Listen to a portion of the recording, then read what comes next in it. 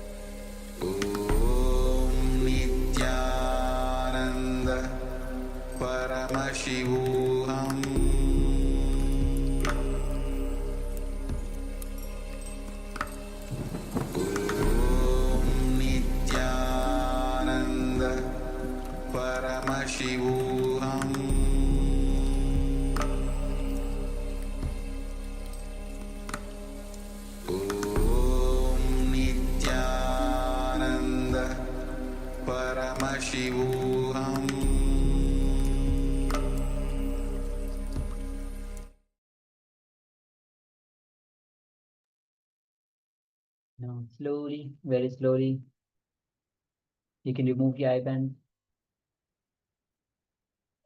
and let the light fall on into it. And let's start sharing what Swamiji revealed to you. For every single detail of the image,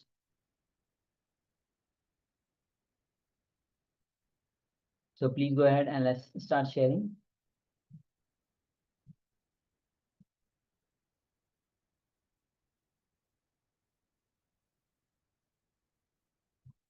And once again, reveal, share everything, not only the objects that you saw, even some words might have appeared in front of you, every single colors that you observed, or anything you might refer to, yes, any association with the object, you can share that as well. You can share your experience, how you felt during the power manifestation. Or if you heard some sound, you can share that as well. So please go ahead and let's share.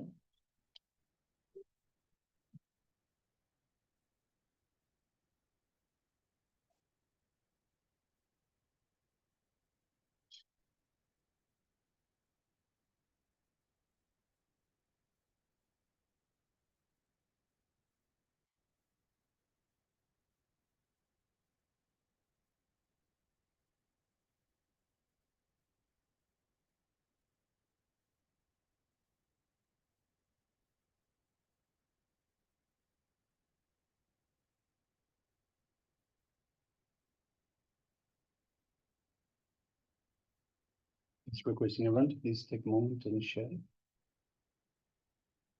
Masha means Manistri Gunyama, Agora Swarupini, Vacha viewpoint. Yes, we have Nitya Gunya who shares. Swamiji shows first fire like sun, radiating orange, red, pink, yellow, then clouds like a storm, dark, like rain coming soon, puffy, gray, angry. Okay, thank you, Ma, for sharing.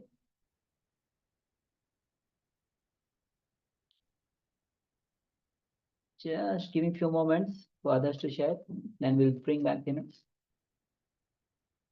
All right, so let's reveal the image. So this image that we have projected, as you can see, it's the zebra animal. The whole picture is kind of a grayed out. So gray color, you can see but you can make out the colors out of that: white, black, the leaves, the plants, the trees you can see behind. So after the greens. So yes, so there are how many zebras? 1, 2, 3, 4, approximately 5 zebras. So yes, this is the overall image that we have projected. The first shows like fire, like sun, radiating orange, red, pink, yellow, then clouds like a storm. So looking at the body itself, where so much white is there, black is there, this gives a little feeling of the cloud storm, like rain coming soon, puffy gray. Gray, we definitely have the gray, and angry. So yes, thank you, Ma. Thank you for sharing. All right. So with this, we'll be now entering into the next revelation by Swamiji. The understanding what is the best bargain in our life. See, all of us does some bargain in our life, thinking that something is good or something which we want to achieve. We do bargain in our life for that. So, but ultimately, whatever we achieve, we come to a realization that this is not worth bargaining for. So we spend life so much of time in that, and our life passes. So here Swamiji will be revealing what is the best bargain that you can have in your life. So please come to the space of listening and let's begin.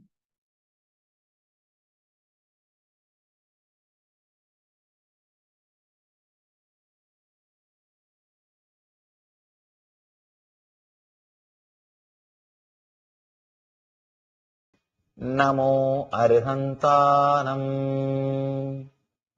NaMo सिद्धानम् Namo Ayaryanam, Namo Vajjayanam, Namo Loye Savasahunam, Eso Panchanamakaro, Savapavapanasano, Mangalanam cha Savesim, Padamam Havaihi Mangalam. I bow in reverence to Arihantas, means the people who have conquered the enemies. Enemy does not mean the outer world enemy, the inner world enemies. I bow in reverence to Siddhas, means all liberated souls. I bow in reverence to Acharyas. I bow in reverence to Ubadhyayas. I bow in reverence to all sadhus. This fivefold salutation destroys all sins, and amongst all auspicious things, this is the most auspicious one. Mangalanancha Savesim. Padamam Havai Mangalam. A small incident which happened in Nisargadatta Maharaj, a great enlightened being who lived in India. Somebody asked him, Master, you say the enlightened beings don't have karma. Then how you are speaking with us? How you are able to talk? Nisargadatta Maharaj says, I am not talking to you. He is talking and he is saying, I am not talking to you. The disciple was completely confused. He said, what are you saying? I am not talking to you. And you are talking to me. And you are saying, I am not talking to you. The Master says, Maharaj says, because you want, you are getting the answers from this system. This system is programmed to respond like a voicemail. Automatic intelligence which responds to you. That's all. Otherwise, the system itself does not have an ego like you. Understand? You can't say automatic replying machine is living mechanism. No. It just responds to you because you wanted somebody to respond. Maharaj says, I am responding to you because this is the way you wanted.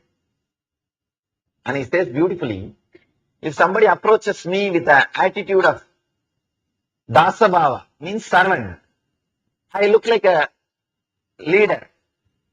If somebody approaches me with the attitude of a disciple, I look like a master. If somebody approaches me with the attitude of father and son, I look like a father. So, whatever attitude they have, just I reflect it. I just fulfill what they want. Otherwise, I myself don't have any identity or ego. He says, I am not talking to you. You are listening the answers which you want to listen, which you need to listen. That's all. Automatic replying system. They are not present as we think. Same way, enlightened beings who have left the body, they are not absent as you think. When they had a body, their presence had a body. When they left the body, their presence does not have a body. That's all. Otherwise, having a body or not having a body is no way going to disturb or change you connecting with that master. Understand? As far as master is concerned, whether they have the body or not, it's not going to disturb them. It is not going to change anything. It is not going to, they are not going to miss anything. So do not think just because they don't have a body, you can't experience their presence. This simple remembrance can invoke their presence immediately in that very moment, wherever you are. Remembering them will simply create their presence because they are waiting. They are waiting to be called. The TV advertisement, you see that operators are waiting for your call. Please call now, call now, call now. Same way, masters are waiting. Please chant now, chant now, chant now. They are waiting, available. All you need to do is remembering them. Just the remembrance is enough. You will see that their presence is in front of you. They are not absent as you think. Just because you are not able to see the stars, you can't say stars doesn't exist. Same way, just because you don't see them with your eyes, you can't say they don't exist. Only one benefit, if the master is with the body, you may be able to feel him with all your five senses.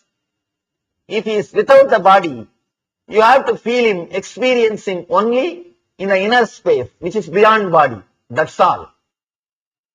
But you can verily experience him because they can't disappear till you become enlightened. During initiation, before every initiation, all the masters, enlightened beings, they take vow. Understand? During initiation, don't think only you take vows. Only you make commitments. Master also makes commitments.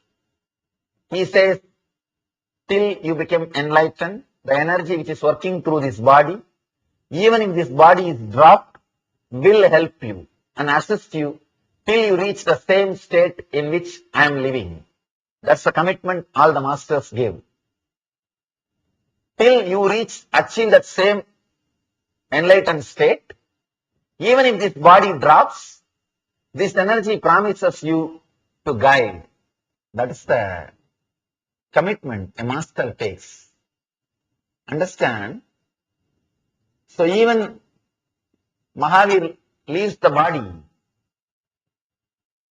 He has to make himself available to all of us till we become enlightened, till we achieve enlightenment. He has to make himself available. The moment you remember these great masters, you will see their presence is there in front of you. And next line, I bow in reverence to Siddhas, means the liberated souls. The word Namo, you should understand that word also. Namo means you offer I and mine, ahankar and mamakar. Na mama, ahankar and mamakar, you offer both, me and mine, I and mine. See, important thing, it is very easy to offer mine, means wealth. You can very easily give wealth, check.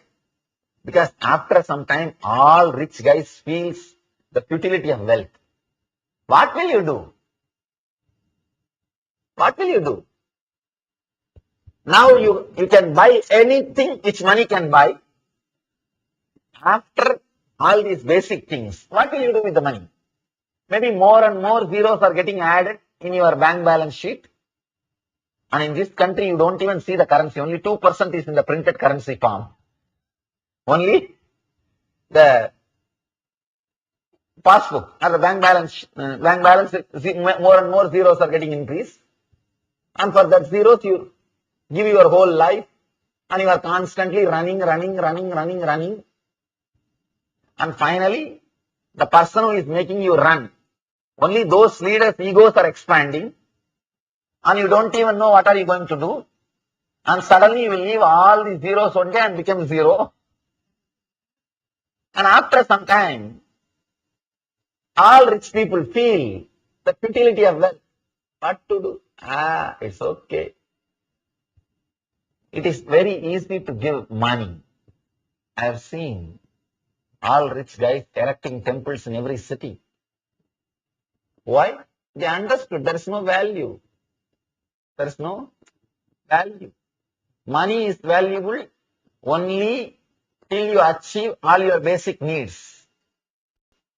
A rich guy knows money is valuable only for a common man who has not achieved fulfillment in his basic needs. Giving the mind is not a big thing, very easy. But giving I is the real thing. Giving I is the real thing. If you give I, you become God in the temple. If you give mind, you become a person who built temples. That's all. Mahavir became Mahavir because he gave I. He gave away the I. He dropped the ego. He has gone beyond the ego. He has gone beyond the I and mind. Understand? Do you want to be a donor or do you want to be a person who is sitting inside the temple? You want to become a worshipper or the person who receives the worship? The moment you give away the I, you become a person who receives the worship. If you are giving away only the mind, you are worshipper. Person who gives up I and mind both, he becomes the Arihanta. Now, when you give away your I and mind to the Arihantas, you achieve the same state in which they are living.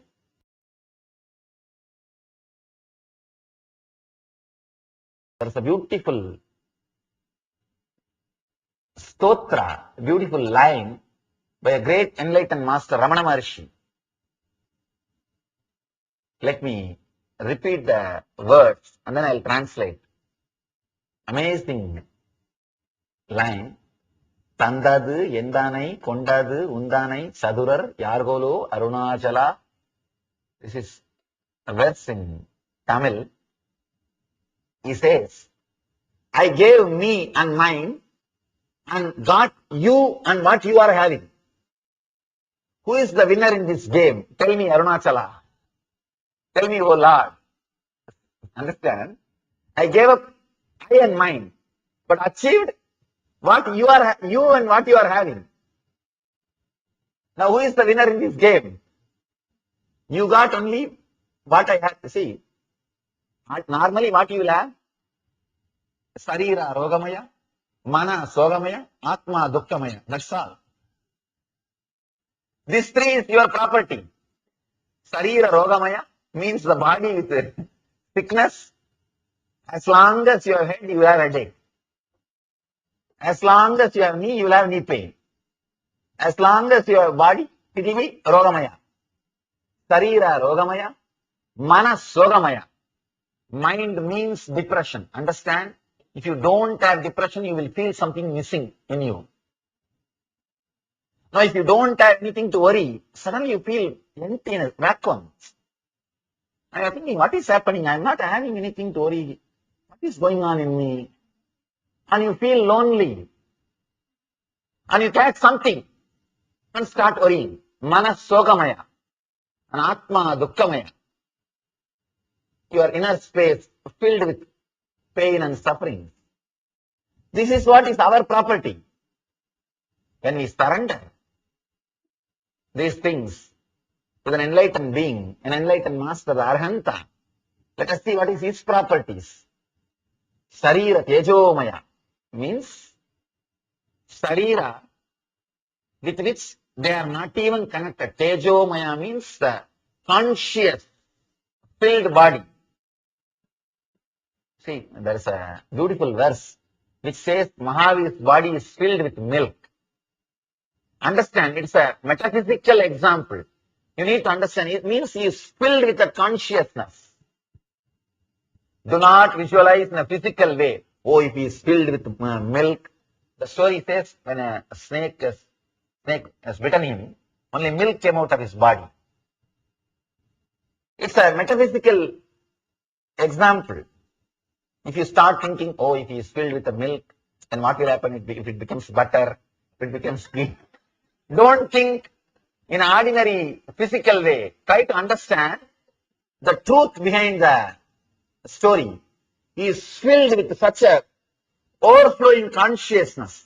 Milk is considered as a very sacred thing, auspicious thing in those days. That's why they use the milk as a simile example to say is overflowing. Sharira tejomaya means the body which is filled with consciousness, overflowing. That is why he doesn't feel like covering with cloth. He is radiating, liberated. Does not need to cover itself. See, we cover our body because we feel it's ugly. Really. We don't feel completely settled inside our boundary. We always want to change the dimensions of our body. Some way. The moment you think somebody is beautiful, be very clear, you are not completely comfortable with your body. The moment you think somebody is beautiful, I am not talking about the male getting attracted towards the female. No. I am talking about male feeling, this guy is so handsome. I should look like him. Female feeling, oh, she is so beautiful. I should look like her. The moment you start appreciating somebody else's body, means you are not completely comfortable with your dimensions. You try to work on your dimensions. Be very clear. The other person may be handsome or beautiful, but you can't enjoy just even a cup of coffee through that body. You can't enjoy even a cup of coffee through that body. You have to experience only through this body. Sharira tejomaya means filled with consciousness, completely comfortable inside your body. Stiram Sukham is called tejomaya. If you are completely settled and completely comfortable, then it is tejomaya. Mana, masters doesn't have mind. So, there is no description about mind. Atma, anandamaya. Radiating the bliss. Understand? If you surrender whatever you have, actually what you have, we don't have even something worthy of surrendering. That is the truth. We don't even have actually something worthy to surrender also. And we may think that we have something. All you need to do is have a little bit of intelligence of what you really have. Simply you will surrender. All I am telling you is just see the accounts properly with the open eyes. You will surrender. You will realize Sarira Rogamaya, Manas Sogamaya, Anma Dukkamaya. Simply you will surrender. You will surrender. There's a beautiful sutra in which Mahavir is speaking about the past life. The Bhashyakara comment, the later Acharyas, they are explaining beautifully the intelligence about the past life will help you to surrender. Because you understand you are doing the same nonsense again and again. Again and again you are creating wealth. By the time you created the wealth, you are gone and finished. Then again you start the same game. By the time you feel enough and you relax, you are no more. When you get this intelligence, you are doing the same nonsensical game again and again. You decide, now I am not going to do the same game. Enough. It is time to break free from the circle. This Janana Marana, the Samsara Bandha. You decide to liberate yourself.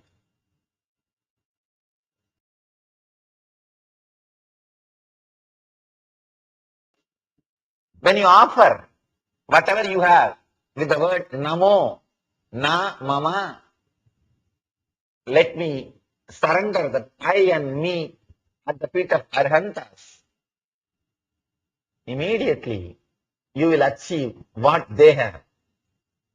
See, to tell you honestly, surrendering is the best way to get the ultimate thing. When you offer whatever you have, simply no other way, they have to open whatever they have. It's no other way. No other way. The moment you open up, they have to open up. Somebody told me that knock and it shall be opened. I tell you, you don't even have to knock. He is standing in your door. Just open, he will come in. He is knocking. All you need to do is, you need to open your doors. That's all. You don't even have to go to his door and knock. He is knocking at your doors. Open, nothing else. When you open, he has to open, and he is already open. Surrender the I and mind, Sarira Rogamaya, Manas Sogamaya, and Anma Dukkamaya. Chi, Sarira Tejomaya, and Manas Sukamaya. Of course, when it becomes Sukamaya, you can't call that as a mind. The idea, the name mind will be lost when it becomes Sukamaya. Anma Anandamaya means bliss, filled with bliss. That is what the word Namo means. I offer I and mine to Arihantas. Actually, it's a wonderful business. Best bargain. Offering you and achieving them. You can't imagine. The best bargain. I bow in reverence to the Arihantas. I bow in reverence to Siddhas, liberated souls. I bow in reverence to Acharyas, who keep the tradition alive. Understand? Even if somebody is not enlightened, if he is working for enlightenment, he is also worthy of respect. That is the important thing you need to understand. See, if 100 people are running, only one will win. But that does not mean the people who ran, they are not worthy of your respect. One person can win only if 100% can run. If you stop the very tradition of running, just because 99 are defeated, you can't expect that one person who will win. No. Only if thousands of people dedicate their life, that group consciousness, group energy, which gives inspiration for people to run, one or two may achieve. So understand, if I have achieved something in my life, it is not just by me. All the sannyasis, all the sadhus, all the acharyas, they all have contributed to me, directly or indirectly. Even the confidence which I received by seeing them was reason for me to continue my running, continue my journey. I always tell people, understand, my enlightenment or whatever I achieve is the gift from this whole tradition. When I see so many sadhus, so many enlightened, so many Mahatmas, so many Swamis, I got the confidence, I should also become Swami. I should also take up this life. The group indirectly inspires you and gives you the confidence and courage. Recently we had a Kumbh Mela in India. I took all my brahmacharis and swamis, told them all of you should come. They asked, why Swamiji? They have so much of work in the ashram. One batch can go and one batch can be here. I said, no. Only when you see 2 million sadhus, this Kumbh Mela is attended by 2 million sadhus. Totally, the estimated crowd is 90 million and 2 million sadhus and sannyasis. I told them, only when you see the 2 million sadhus, you will understand and have courage and confidence on this philosophy of sannyas. So acharyas are also responsible for enlightened beings happening on the planet Earth, for people achieving the Arihanta state and Siddha state. That is the reason we bow down to acharyas also. And I bow in reverence to Ubadhyayas, whoever is carrying that philosophy, whoever is carrying those truths. He may not have experienced in his life.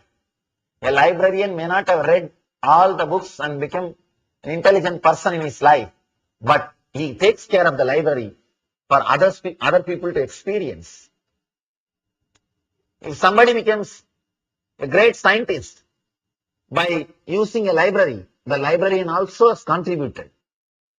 He himself may not have become a scientist, but the person who preserved all the literature, he is also responsible for the scientist.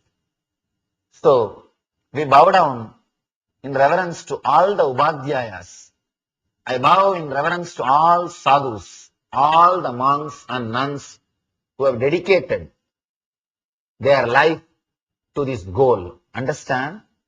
This is the only tradition which respects the people who are even traveling in the path of enlightenment.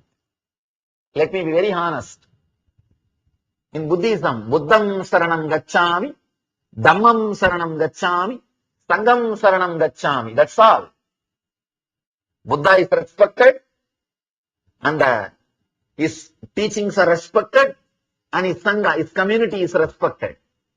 Of course, in community you may add the word, the people who are enlightened or the teachers who are carrying the truth, they are respected. But here,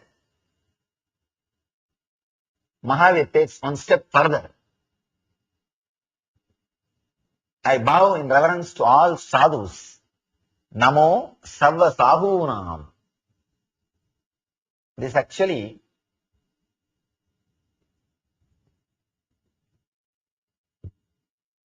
great inspiration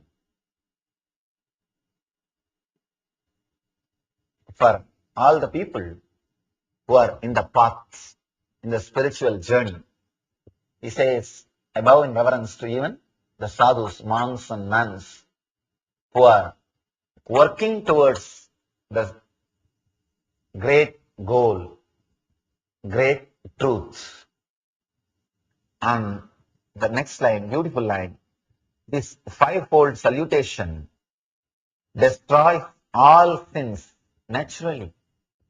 When you respect the great masters, the idea to respect their teachings also starts growing in you. And those teachings will naturally destroy all the sins engrams in your life. Understand, sins does not mean the acts which you committed. It is engrams which you carry. Samskaras which you carry. That is sins. When you bow down, when you offer the eye and mind to Arihanta, simply the samskaras which you carry will be destroyed.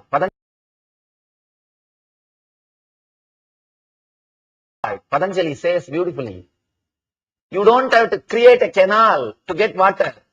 Just remove the obstruction. The water will flow towards you. So you don't have to achieve enlightenment. Remove the obstructions which you are having, the eye and mind. You will have enlightenment. It will simply happen in you. You are only just stopping it. The eye and mind is the blockage. Surrender it at the feet of Arihantas. Arihanta is alive. It is difficult to surrender. You will be afraid that he may take it away. It is very difficult to surrender when a master is living. Now, we don't even have that problem. See, let me tell you a small story. One blind man, he was trying to find a stick for walking. So he was searching something. Somehow by mistake he got a frozen snake. He was staying in Himalayas, in the cold. The snake was frozen. He thought that is a stick and started using it for walking. One enlightened being saw this and told, hey, drop that. In 1 hour when the sun comes, the snake will come back to life. And it will bite you. You will be killed. Please drop that snake. You are not carrying a stick, you are carrying a snake. That guy said, no, no, no. I know it is a snake. You take care of your work. Leave me. And the master said, no, no, you are carrying a snake. Leave it. And that guy started shouting, I think you don't have a stick. That's why you are asking me to drop. The moment I drop, you may pick up this stick. And master told, no. Master forced him to drop the stick. And this guy started beating the master with the same snake. Understand? Same way, when Arihantas say, drop I and mind, you may think that I think he doesn't have, that's why he's asking me to drop. He may pick it up when I drop. If I drop this too, he may take it away. No. He's not asking you to drop for himself. And now we don't even have that problem. We have only his presence. So understand, sincerely offer yourself at the feet of these great masters. You will see the conscious transformation start from this moment. From this moment. Whatever samskaras, sins you have, will be washed away, will be destroyed. And amongst all auspicious things, this is the most auspicious one. Understand? Best thing you can ever do in your life is dropping your I and mind at the feet of enlightened beings. The sutra says the best thing which can happen to your life is dropping the I and mind at the feet of Arihantas. Maybe we'll take few minutes. Integrate your whole being and offer the whole thing at the feet of the great enlightened masters, Arihantas, Siddhas, Acharyas, Ubadhyayas, and Sadhus. Let us do it with full sincerity. Understand? Do not think, I chanted this mantra lakhs of times, what is going to happen now? I know this mantra. No. Now, do it with intensity. Tell them, please use this body, radiate in this body. Enough, I have used this body. I have used whatever I have, I and mind. It is time you all take charge of this and let you all use this. Let me offer the I and mind at your disposal, at your feet. Let you all fill this body and mind. Whatever I have, I and mind, please sincerely let us offer at their feet. You will see this destroys all samskaras. The ultimate thing, the best thing which can happen to human being, which can happen to you, will happen this moment. This moment. It says, Mangalanancha Savesi Padamam Havai Mangalam. The most auspicious, amongst all auspicious things, this is the most auspicious one. The best thing which can happen to your being will happen the moment you bow down, you surrender the I and mind at the feet of these great masters. Let us take few minutes, close your eyes. If you know this mantra, you can repeat or at least offer yourself with an intense devotion. First, feel connected to these great masters, all the 24 Tirthankaras and Arihantas, Siddhas, Acharyas, Ubadhyayas, sadhus. First, feel deeply connected towards all of them for bringing the science of enlightenment to the planet Earth and keeping it alive for so many thousands of years, through which we are enriching our life, our inner space. Namo Arihantanam. Namo Siddhanam. Namo Ayariyanam. Namo Vajjayanam.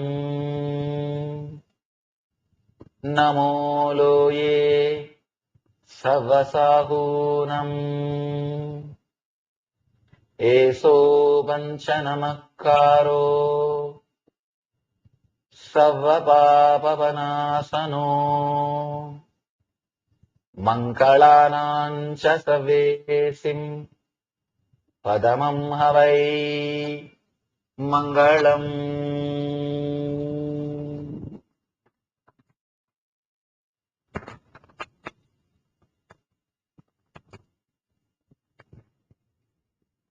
I bow in reverence to Arihantas. I bow in reverence to Siddhas. I bow in reverence to Acharyas. I bow in reverence to Vadhyayas. I bow in reverence to all sadhus. This fivefold salutation destroys all sins, and amongst all auspicious things, this is the most auspicious one.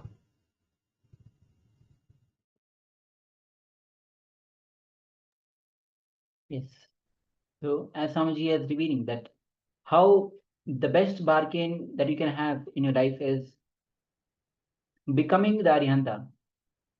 Best being in the presence of the Arihanta. That's the best thing that you can have. Just by being in their presence, you yourself enter into that space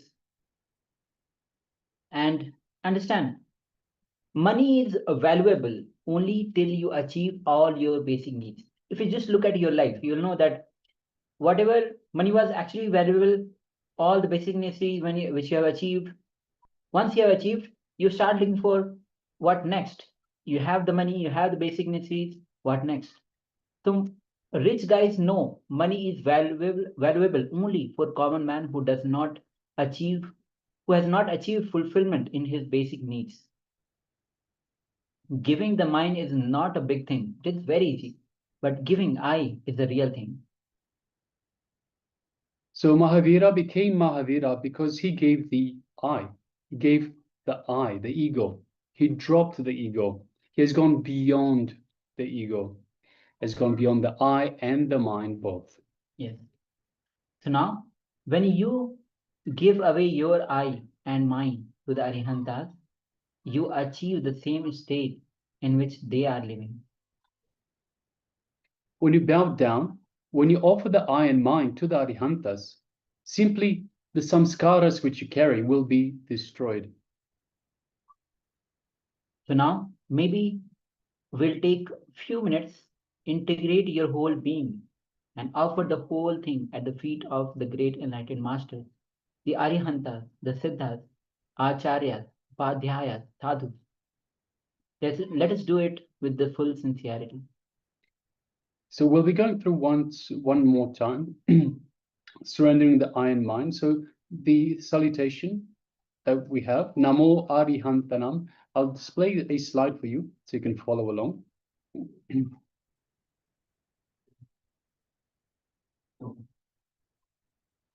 So let us read along. So we have Namo Arihantanam, which means I bow in reverence to the Arihantas. Namo Siddhanam, I bow in reverence to Siddhas. Namo Ayariyanam, I bow in reverence to Acharyas. Namo Uvajhayanam, I bow in reverence to Upadhyayas. Namo Loesavasahunam, I bow in reverence to all sadhus. Eso panch namo karo, this fivefold salutation, Sava Pava Panasano, destroys all sins. Manglananch Savasim, Padhamam Have, among all auspicious things. Padamam Have Mangalam, this is the most auspicious one. So this is the meaning of surrendering the I and mine. So let's take a few minutes and read through and recite, chant this mantra once more, surrendering consciously your I and mine to the Arihantas. Let us begin.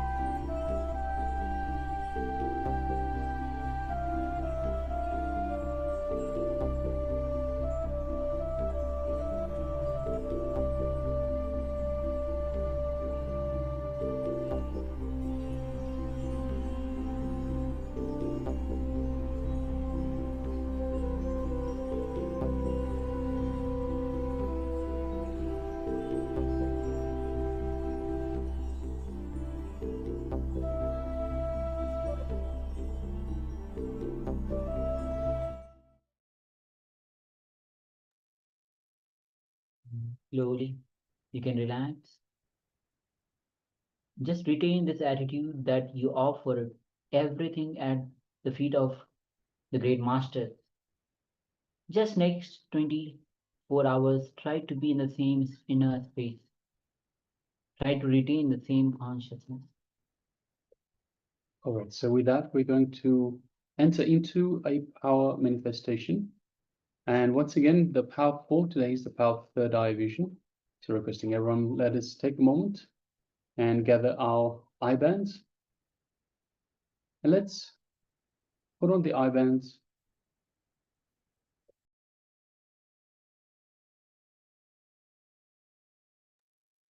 So let's put on our eye bands and get ready for this round of power manifestation. So requesting everyone, let's get ready. Welcome Chandrasekharaya, Nithyanandam, welcome, good to have you with us.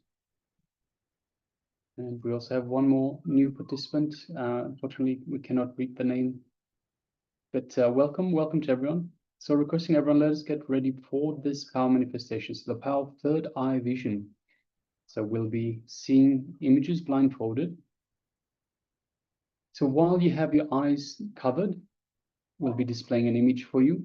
And through the power of the third eye, you will be giving us the details of the image that we have displayed for you. So let's get ready. Let's sit comfortably with the head, neck, and spine in a straight line.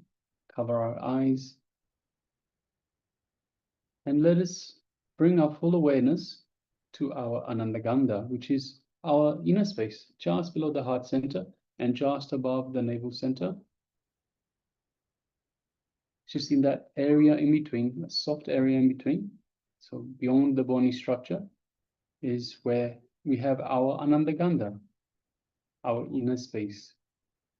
So let us bring our full awareness to this inner space, Anandagandha.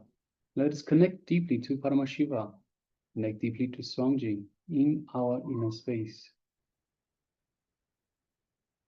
From the powerful cognition that we are Paramashiva, we are divine beings having a human experience. So let us feel the feeling connection we have to the Master, Swamiji, the Supreme Pontiff of Hinduism. And let us feel the space of oneness with Paramashiva. Let us feel all of that in our Anandagandha, just below the heart center, just above the navel center.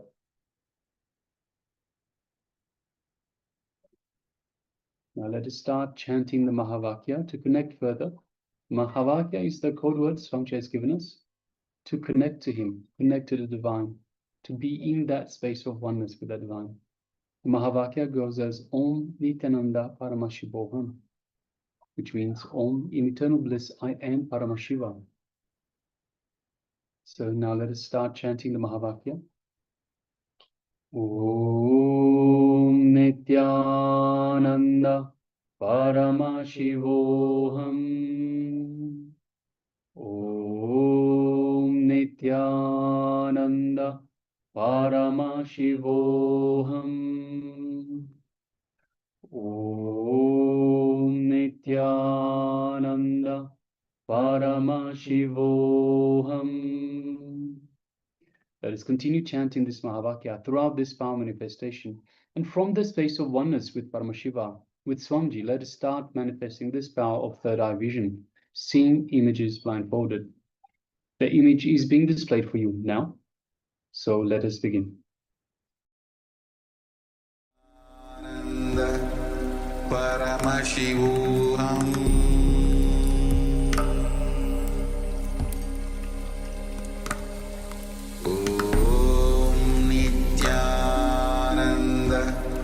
Paramashivoham.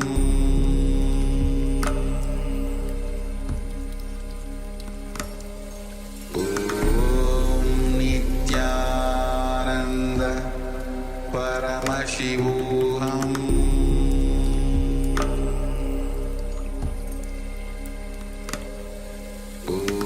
Om Nityananda Paramashivoham.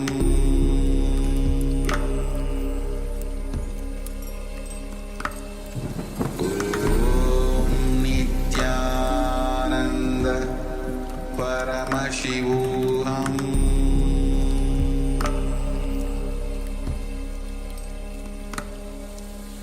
Om Nityananda Paramashivoham.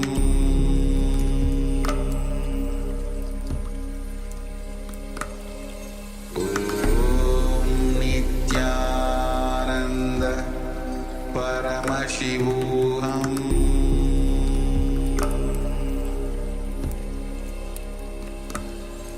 Om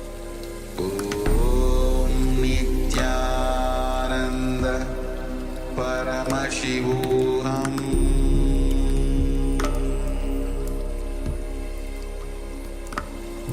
Om Nityananda Paramashivoham.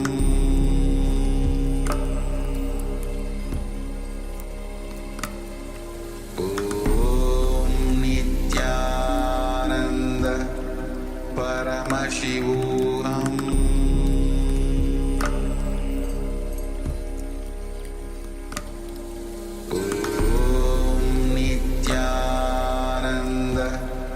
Paramashivoham.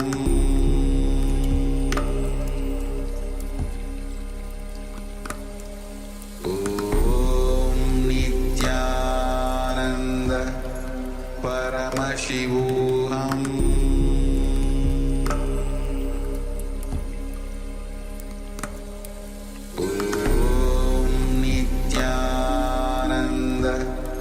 Paramashivoham.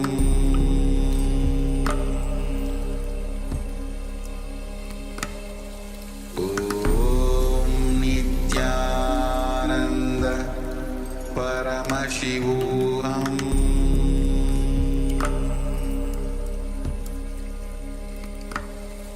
Om Nityananda Paramashivoham.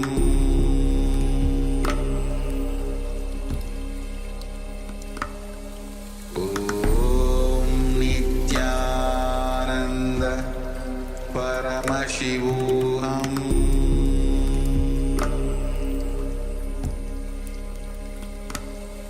Om Nityananda Paramashivoham.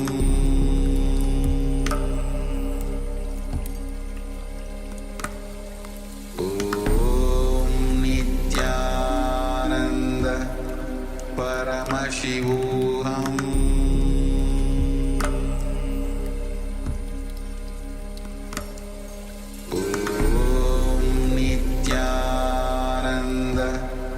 Paramashivoham.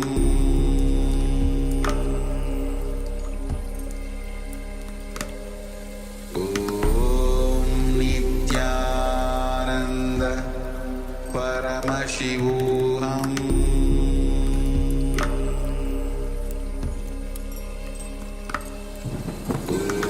Om Nityananda Paramashivoham.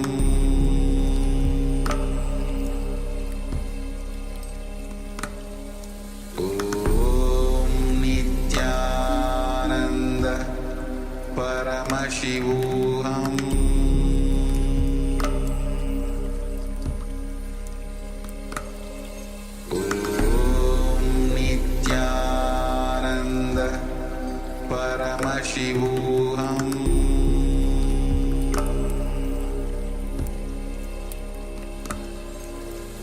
Om Nityananda Paramashivoham.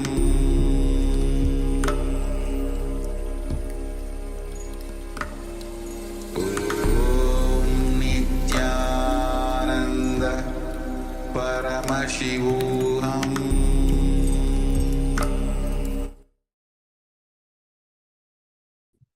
Yes, you can relax now. Slowly, very slowly, you can remove your eye band. Gently let the light come back into your eyes.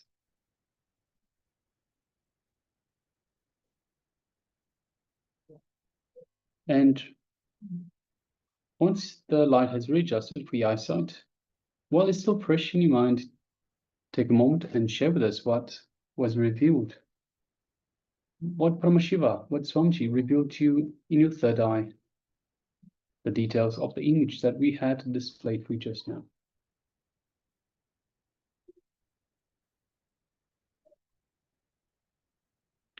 So please go ahead and let's start typing every single revelation that you had. Requesting everyone, Chandrasekharaya, Ma Nesrevanaya, Ma Aghor Swarupni, Ma Sharmamis, and other people as well. Let's share. Let's take a moment.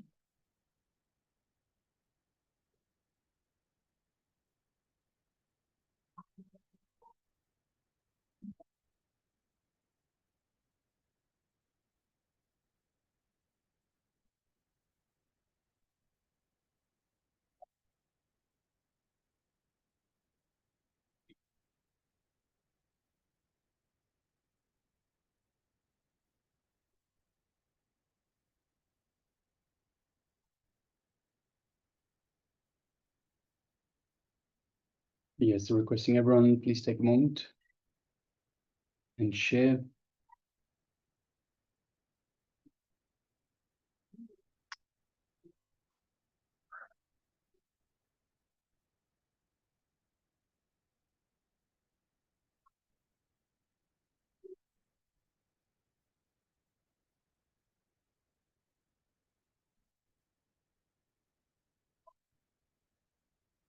Meanwhile, I'd just like to say a little bit about a subject that many people don't quite understand. So in terms of sannyas, what is sannyas? So understand that sannyas itself is not renouncing life. So people ask us why we've taken sannyas. Some people think that sannyas is running away from life, but that is so not the truth. See, sannyas is not renouncing life. It is embracing all of life with cosmic intensity. See, we have been programmed by society to believe that letting go means loss, losing something. But sannyas is the ultimate gain. It is a quantum leap from being a victim of your thoughts to being the master creator of your reality. So you create your own reality. What sannyas actually is the ultimate declaration to the universe that I am Paramashiva. I am Paramashiva himself, the ultimate consciousness that pervades everything. So sannyas as such is living enlightenment. It is not just a philosophy, but it is our daily reality. So sannyas is the daily reality, living enlightenment daily. It is superconscious expression. It is manifesting the divine powers naturally. So we do power manifestations and so much more, where the divine simply flows through us. Cosmic responsibility. It is not running from responsibility, but is taking on responsibility for the cosmos itself, not just for yourself. It is also awakening others through your transformed being. Sannyas is eternal liberation. It is breaking all karmic cycles. Now, see, most people fear that sannyas means leaving family behind, leaving job comforts and so forth. But Paramashiva himself has lived as a householder, a warrior, a king, and an enlightened master through his various incarnations. Authentic sannyas means expanding your capacity to enjoy life infinitely while being anchored in eternal consciousness. So your business, relations, creativity all become expressions of Paramashiva through you. You manifest more abundance, more love, more success, but now without the suffering of attachments. So you're not attached to wealth. You're not attached to success. You're not seeking out love outside. So if by any chance this radiating, if this creates a deep recognition within anyone, a pull from your soul towards this ultimate purpose, this is the call of Paramashiva himself. So if you are interested, if you'd like to know more, if you'd like us to reach out to you in terms of sannyas, if you are interested in sannyas, let us know in the chat box provided, and we will connect with you, give you more information. And if you're ready to take the ultimate transformation, the ultimate step, then we can guide you to the next steps. Well, we have sharing from Nitsagunya, who shares water, blue, sky blue, waterfall, rainbow, then a ball of dark chocolate and banana, yellow. Yes, thank you all for sharing. Let's bring back the image once again on the screen.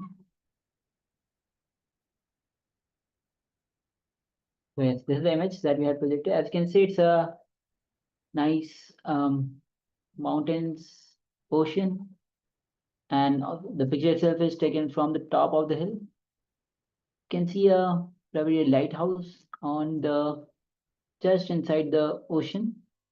So you can see trees, green, lots of green. Even the mountains that is as far is also having lots and lots of green. You can see the water waves. So, and of course, you can see a beach. Yes, this is the image that we had projected. Yes, so this is an image of Durban in South Africa. So you can see the city itself up against the Rocky Mountains at the back, and you can also see the beautiful beaches. And yes, there are rocks throughout the here and there in the ocean itself.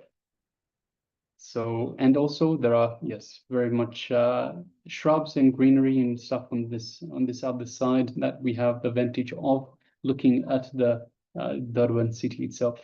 So yes, beautiful city, beautiful little part of the world. So Mr. Gun is sharing water blue. Definitely we have the water blue. Sky blue, that's definitely there as well, Ma. So yes, water blue, sky blue is both there. Waterfall. We don't have a waterfall so much here, but we do have the waves. So we can see the waves as they form, as they come and wash the beaches. A bowl of dark chocolate and banana. So this is at the tip of Africa. Africa is well known for chocolate, so it is perhaps somehow related. And banana yellow. So yes, we do have some, of course, we have the beach sand that is very close to yellow as well, Ma. So yes, thank you very much for sharing, Ma. Congratulations for manifesting. Beautiful sharing there, Ma. All right, so with this, now we'll be entering into the next revelation by Swamiji, which is going to be on ahimsa. Ahimsa means non-violence. How? Non-violence. Ahimsa, through ahimsa, you can make life, when through non-violence, you can surrender to the life itself. And how non-violence is the best strategy that you can have in your life. So please come to the space of listening and let's enter into this revelation by the Supreme Pontiff of Hinduism, Bhagavan Sri Nityananda Paramashivham.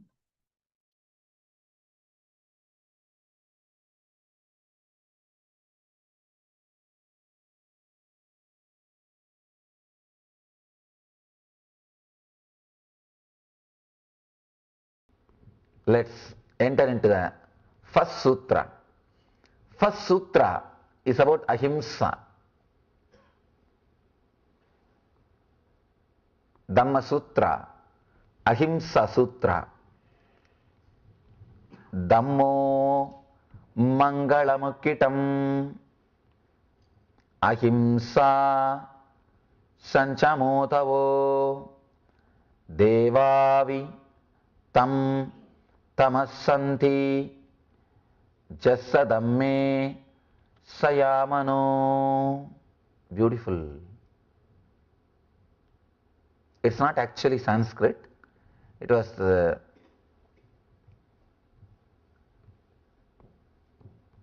Sanskrit which was used in those days by common people. It's like a spoken Sanskrit. We call the different word Pali. All these words are used to name this language. There are a few more names, but this is not Sanskrit. It's a common man's language. Sanskrit was used only by Pandits. Buddha and Mahavir, both of them used the language used by common people.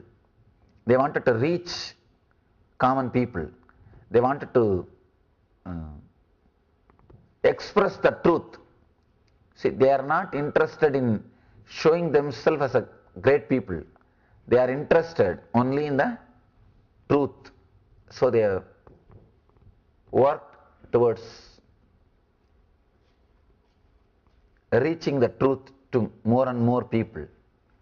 Let me give the translation. What's the most superior dharma? Ahimsa is the most superior dharma. A person who has established himself in ahimsa, even the devatas salute him.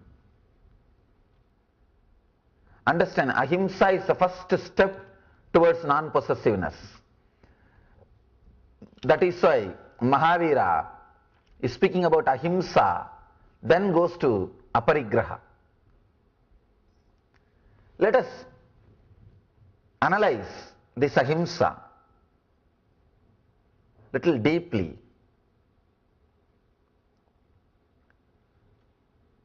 He is saying, ahimsa sanjamotavo dhammo mangalamukkitam. Ahimsa sanjamotavo devavitam namassanti jasatamme sayamano. What is the most superior dharma? Ahimsa is the most superior dharma. Person who has established himself in ahimsa, even the devatas salute him. Ahimsa is the most superior dharma, that's the truth. Understand, you can drop any dharma, but ahimsa is a dharma which you can't drop.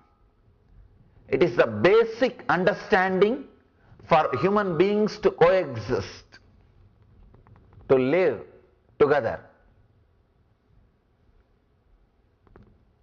Without ahimsa, no human being can live on the planet Earth. Please understand, even the people who committed hundreds of murders, at some point they had ahimsa. That is why they have not murdered some other people. See, from the young age, at some point they were with ahimsa, means non-violence. Otherwise, the day they are born, they would have started killing from the parents. Ahimsa is the basic truth of life. One important thing we should understand,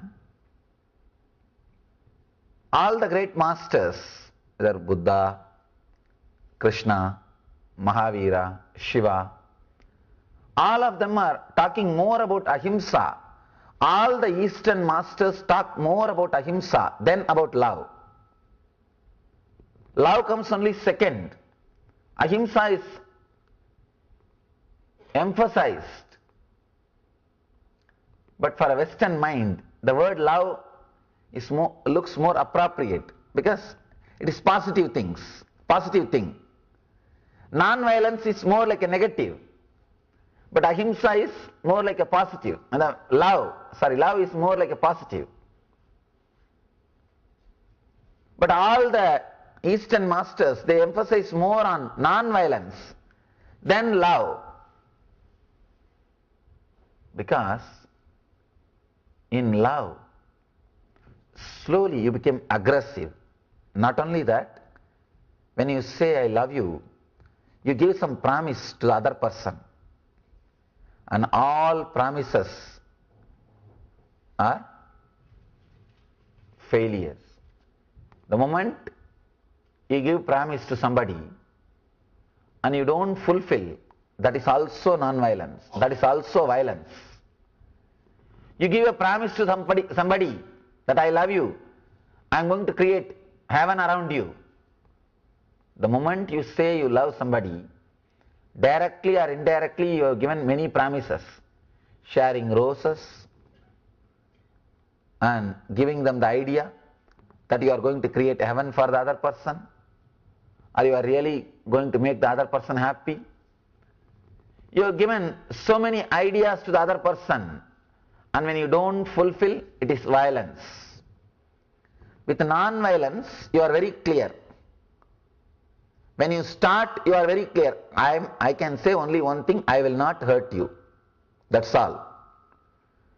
So the right way to start love is non-violence, not love.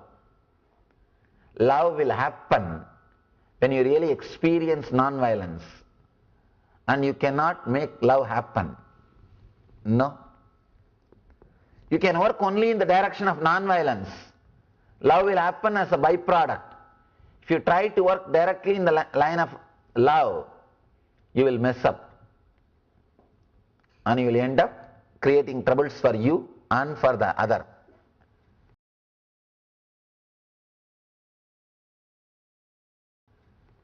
Non-violence, ahimsa, such a powerful dharma.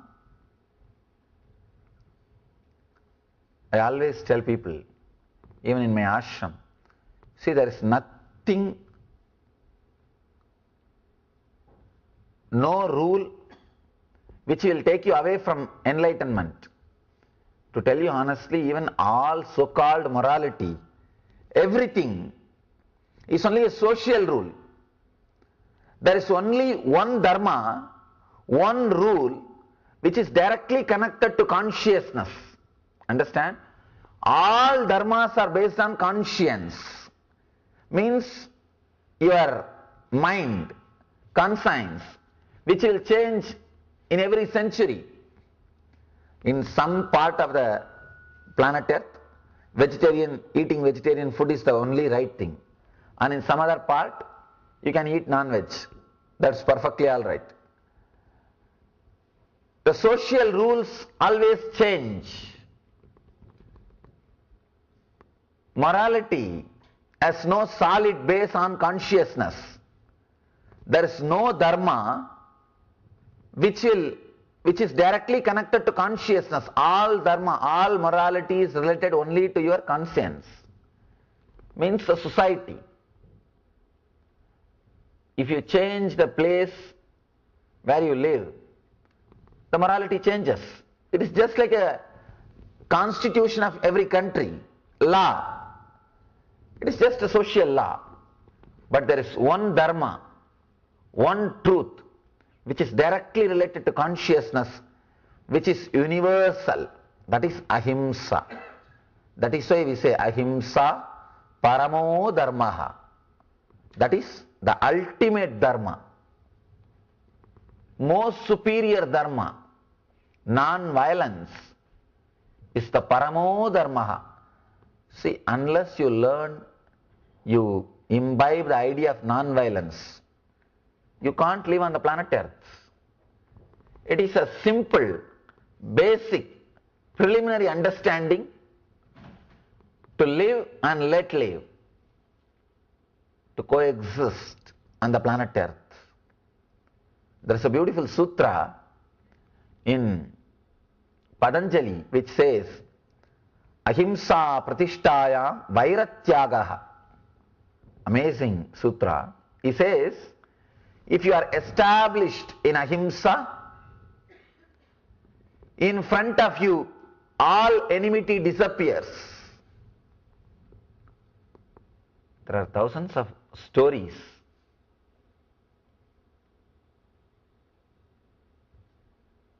Animals or people dropping their negativity and enmity in front of enlightened masters. Thousands of stories. In Buddha's life, we can say so many stories. There was a mad elephant sent to kill Buddha by one of the Buddha's cousin. And when the elephant came in front of Buddha, it just stopped and bowed to Buddha and did pradakshina and went away. The other day I was reading an article. One scientist was trying to fix some electrodes in the brain of the animals and manipulate it. There is a beautiful article, I was reading about it. He activated an electrode which creates anger, and the bull became mad. And after a few minutes, when it was about to jump on him, he just activated another electrode and the bull becomes just silent and sat.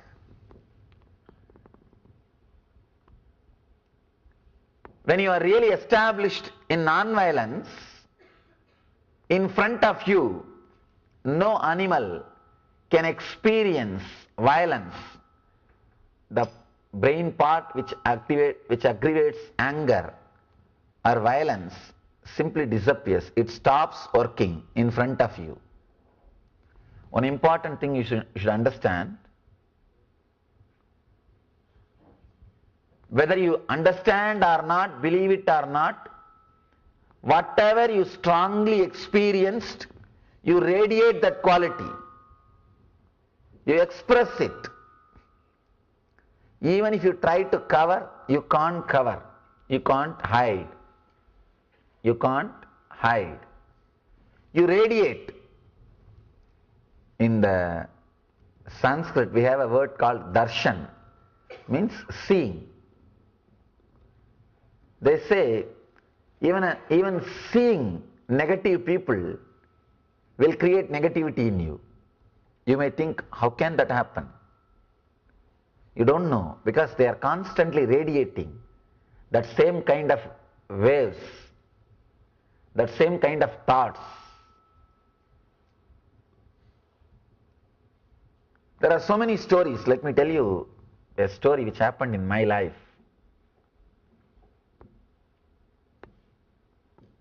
I was staying in a forest in South India after my experience of the spiritual enlightenment. And one evening I was just sitting and relaxing. There was no thought, just deep silence. It was a forest, and a small hillock was there. I was sitting near that hillock, forest, just a complete silence. No thought. Eyes are open, but no thought. There was no clutching, means the chain of thoughts. Just I was completely relaxed. There was a big snake in front of me, lying more than 3-4 hours, just 1 feet away. But I did not have a thought, it's a snake, it is dangerous to my life, all those things. As long as I did not have the thought, it's a snake, snake did not have a thought, I am a man, and dangerous to its life. And after few hours, as usual, slowly mind comes down from that beautiful silence, intense silence. Slowly, when a thought started raising, when a mind started clutching, when the first thought came, oh, there is a snake.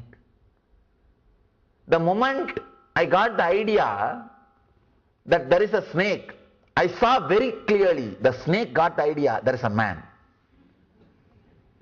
Till then, the snake did not have idea I am a man.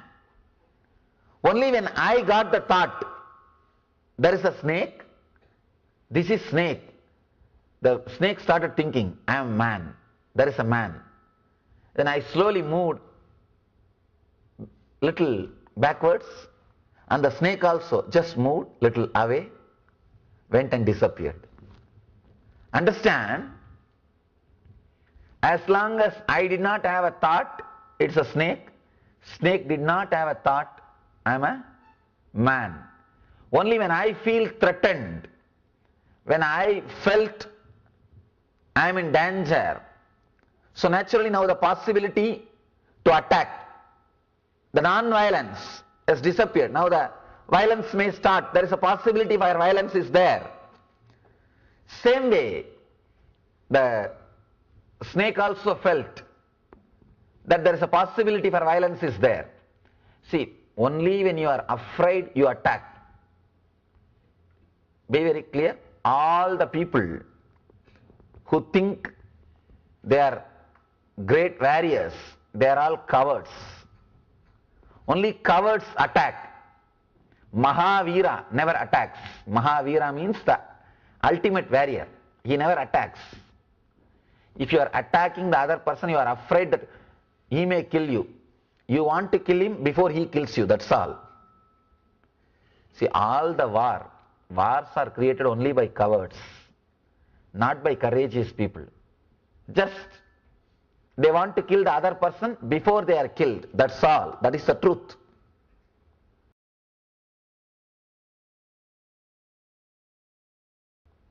That is the truth. Even in your life, be very clear. If you are threatened by somebody, sit and analyze. That person must be feeling threatened by you. And try to sort out that issue. You will never be disturbed. Whenever people come to me and say, I am threatened, I am in danger, I tell them, no, wait. Just see. You must be threatening the other person in some way, directly or indirectly. Find out and remove the fear from him. Say, send him a message, directly or indirectly, that you are not going to be a threat for him. You will not have any dangers. You will attack only when you are threatened. This incident, it taught me a big lesson. Only when I had the thought that there is a snake had the idea, there is a man. And one more important thing, this happens, this is a law of nature. This happens only with the natural beings, never with so-called conditioned human beings. Conditioned human beings have moved away from nature, they moved away from the truth. If this is truth, Jesus shouldn't have been crucified. Mahavira shouldn't have been stoned. Buddha shouldn't have been poisoned. Then why that has happened? See, Patanjali says, Ahimsa pratishtayam vairatyagaha, means when you are established in non-violence, in front of you enmity disappears. But this is only with the natural things. This can happen with animals or the people who are living in a natural way, tribals. There is a beautiful story with in the Buddha's story, in the Buddha's life, Buddha's meeting with Angulimal. You heard of Angulimal? That guy is a big serial killer. He must have been Zodiac of those days. He killed 999 people and cut their thumbs and made a garland for himself. He was living in a forest. Buddha was advised not to enter into that forest because Angulimal is living. Buddha said, no, it's okay. He walked, and the story says Angulimal saw Buddha and was about to kill Buddha. Buddha said, wait, you can kill me, but answer few questions. Buddha asked a few questions. Angulimal was not only not able to answer, and he transformed himself and became the disciple of Buddha. This can happen with Angulimal because Angulimal is not having any religious beliefs. He is not having any social conditionings. He is not corrupted. He is with nature. He kills just out of his animal instincts. Understand? Person who is killing because of his animal instincts can be transformed. Person who is killing because of belief systems, difficult to transform him. That is the ultimate corruption, the worst thing. When Patanjali says, Ahimsa pratishtayam vairatyagaha, he means the violence in you will disappear, but the conditioning won't disappear. That is why if you see the master's life, whenever an animal is sent to kill them, it just settles down. It loses its enmity and comes back. And the same way, man who is living like an animal, if he goes to kill him also, he just settles down and comes back.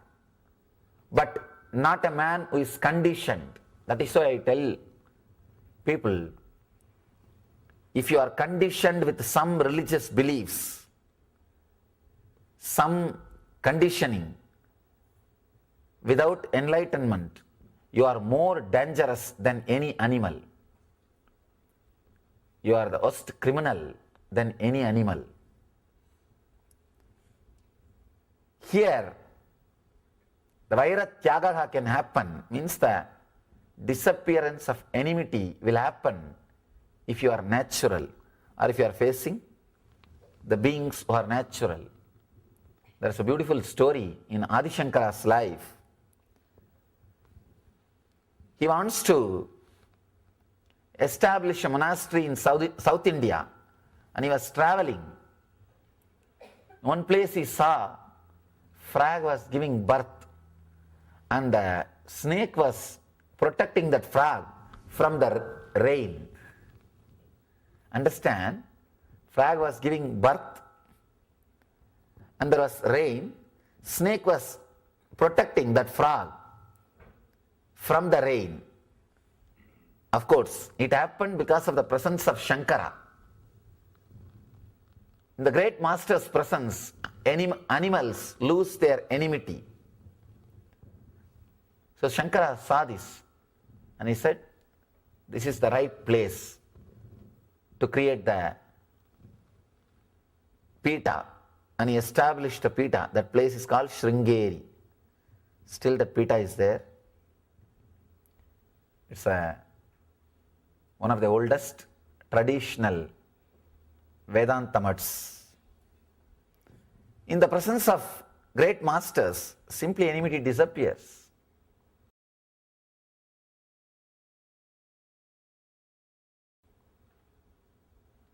When you are established in ahimsa, non-violence, naturally the non-possessiveness starts expressing through you.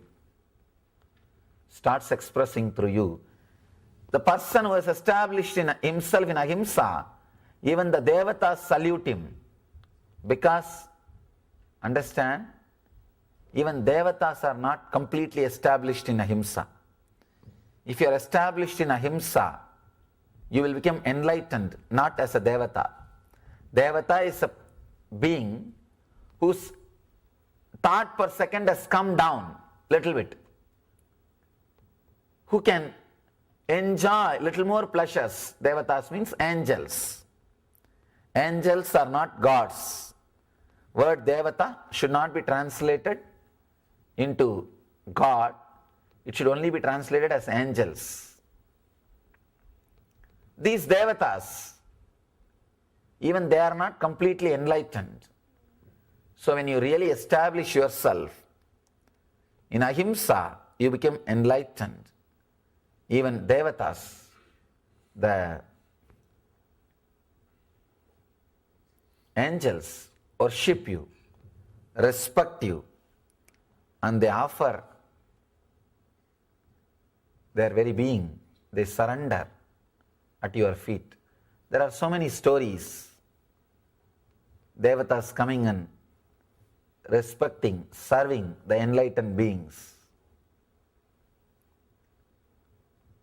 Ahimsa is such a dharma. Actually, you can live without any dharma if you hold on to just ahimsa, not hurting others physically, mentally, and verbally. This is enough. Nothing else is necessary. Just this one dharma, very clear, that I will not hurt others through physically, mentally, or verbally. One more thing, Eastern religions are the only religions, only they again and again emphasize on ahimsa. Even to spread religions, they do not want killing. Understand? Even to spread religion, because any religion will compromise on their teachings when it comes to the spreading. when it comes to the question of survival, because if religion has to survive, it has to spread. If it doesn't spread, it won't survive. Eastern religions do not even bother about surviving. They do not bother about spreading. They do not bother about conversion. They are more established in ideology. Here, even for spreading, they are not giving exemption. No exemption.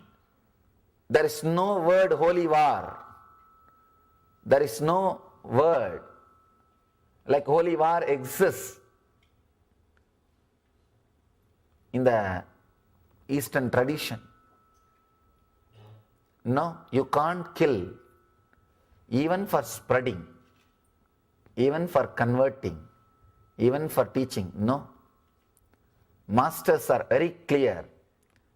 I think the greatness of Mahavira, he took this ahimsa to the extreme. His followers they don't even do agriculture because it is related to killing the plants. Plants do have life. Forget about the question of non-vegetarian food. They don't even kill plants. And they even tie a cloth in front of their face so that the insects or the worms which are, or the bacteria which are in the air won't die when they speak. He has taken ahimsa to the extreme.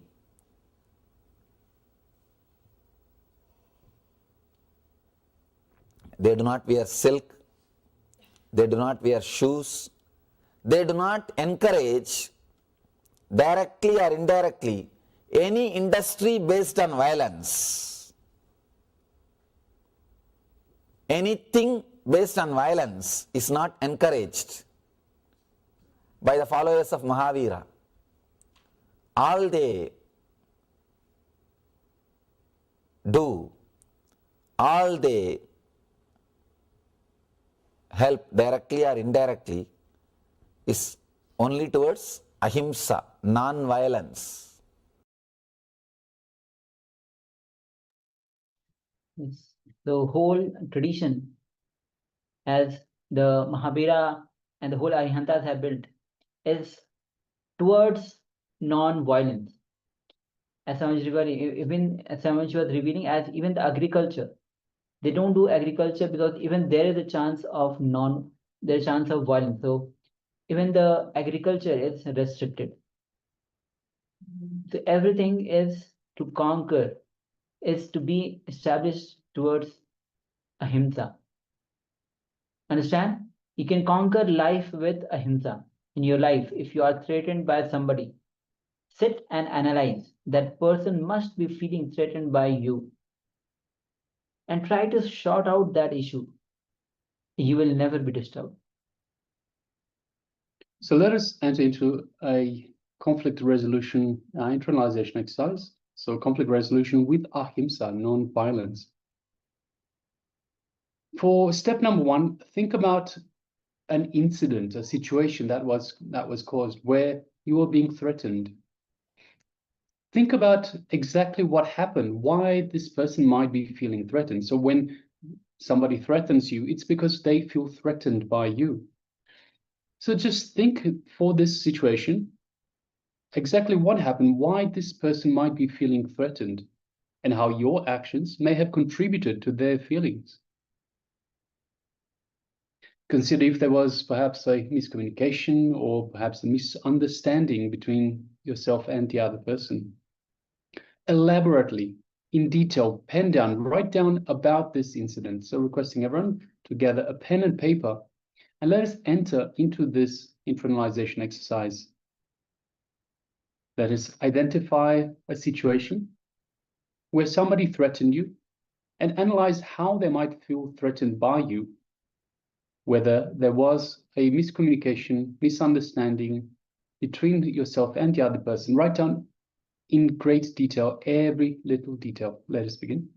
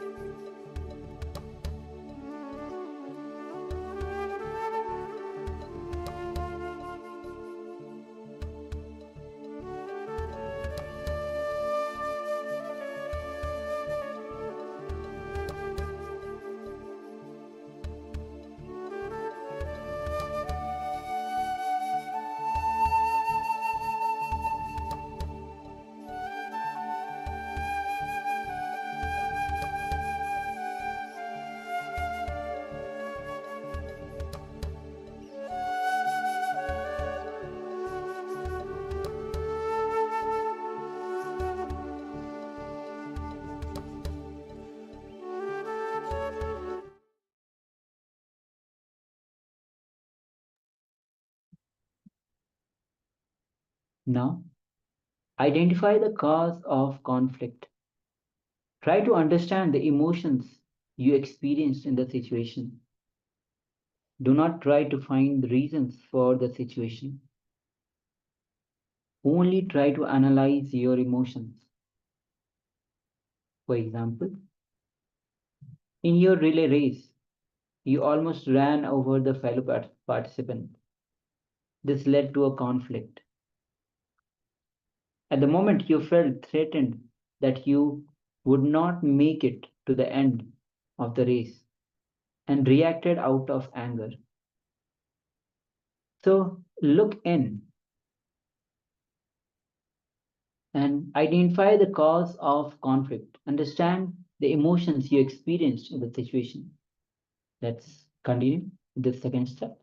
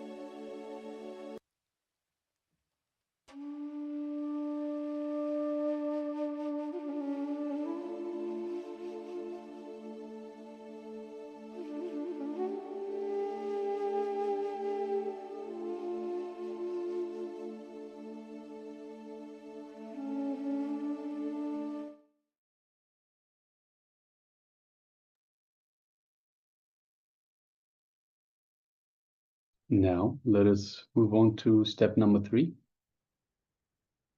Let us reflect on the other person's perspective.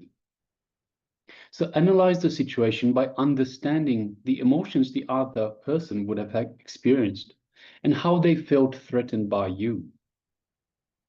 This exercise will help you empathize with them and find possible solutions. For example, the reaction of your peer, see how they also felt threatened and reacted out of that space.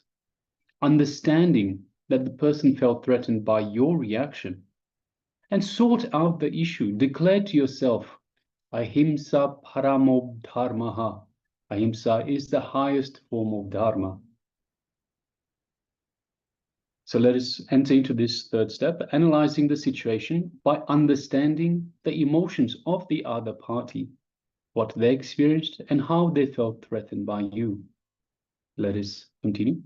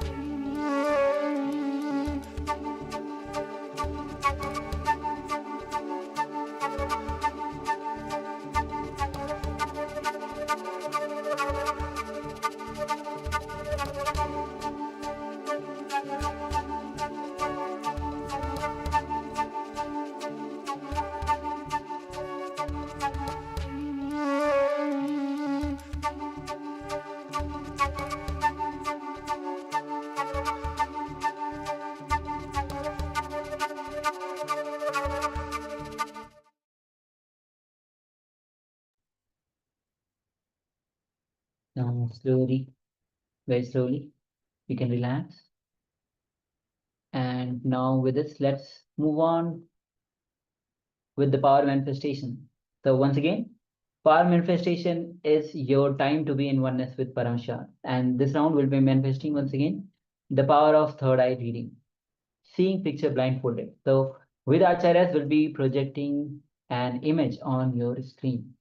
And through the power of third eye, see every single detail, the object, the colors, the place, even which place, you can share that as well. And every single detail that gets revealed to you. So requesting everyone to please switch on your cameras, Chandrasekharaya, Ma Nisaganya, Ma Sharmimus, Ma Akhur Sarupni, and everyone. Please switch on your cameras and let's get ready for the power manifestation. Let us put on the eye bands. So this will be once again the power of third eye vision, seeing images blindfolded. So requesting everyone, please gather your eye bands. If you don't have an eye band, you can use any piece of cloth that will cover the eyes, such that you cannot see through the material itself. So let us put on an eye band, let us cover the eyes, and let's get ready for this power manifestation. So we have an image ready for you once again. Once you have put on your eye bands or covered your eyes, let's sit comfortably with the head, neck, and spine in a straight line to facilitate the free flow movement of the Kundalini Shakti. And let us bring our full awareness to our Anandagandha. Now, the Anandagandha is located just below the heart center and just above the navel center. So there's an area in between. If you go down, straight down the middle of the chest, just past the bony structure where you get that first fleshy part, about the size of a thumb, so about this sort of size, that is your Anandagandha, that is your inner space. This is the space Swamiji, the Supreme Pontiff of Hinduism, has initiated us in to connect to him, to connect to the divine, to be in the space of oneness with the divine. And understand, Swamiji resides inside each one of us in this Anandagandha, in our inner space. So let us bring our full awareness, our full attention, our full focus, our full consciousness to our Anandagandha. Let us connect deeply to Swamiji, the Supreme Pontiff of Hinduism. Let us connect deeply to Paramashiva in our inner space.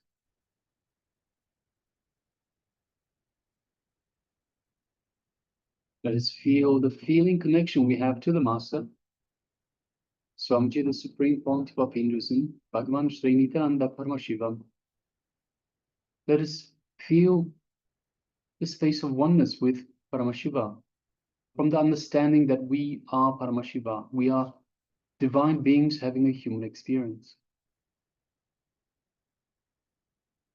And as such, all we need to do is remember who we are, who we truly are, our true self, our Atman. We are Paramashiva. Now let us start chanting the Mahavakya, which Swamiji has given us as a keyword to connect to the divine. It goes as Om Nityananda Paramashivoham, which means in eternal bliss I am Paramashiva. Let's begin. Om Nityananda Paramashivoham. Om Nityananda Paramashivoham. Om Nityananda Paramashivoham. Let us continue chanting this Mahavakya throughout the power manifestation. And from this space of oneness with Swamiji, with Paramashiva, let us start manifesting this power of third eye vision. The image is being displayed for you now, so let us begin.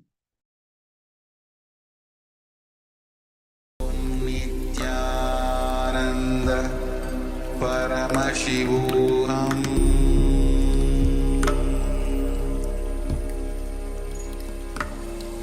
Om Nityananda Paramashivoham.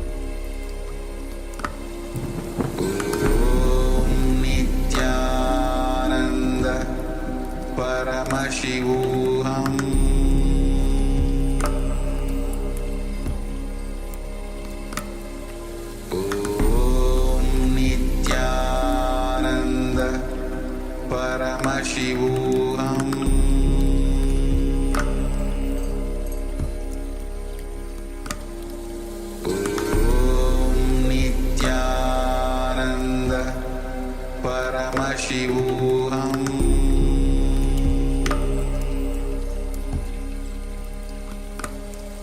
Om Nityananda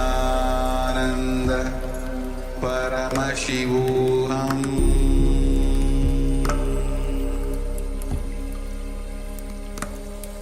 Om Nityananda Paramashivoham.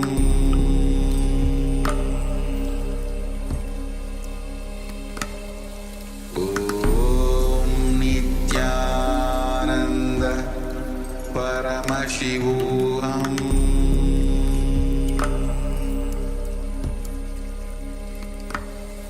Om Nityananda Paramashivoham.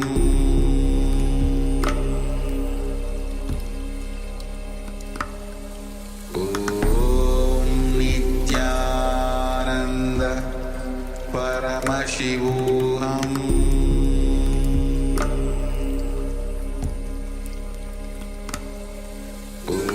Om Nityananda Paramashivoham.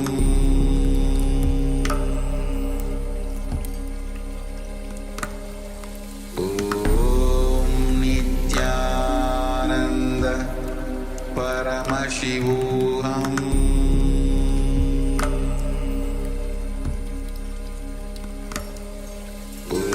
Om Nityananda Paramashivoham.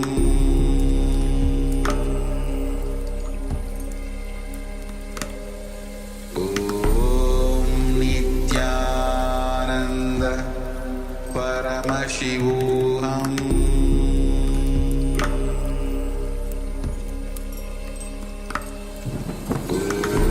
Om Nityananda Paramashivoham.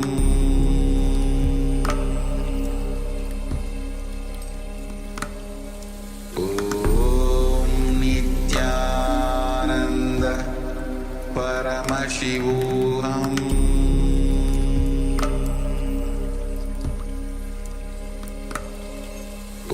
Om Nityananda Paramashivoham.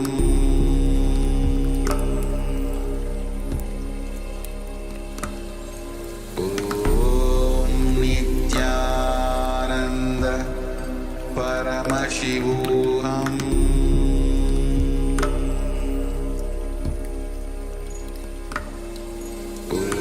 Om Nityananda Paramashivoham.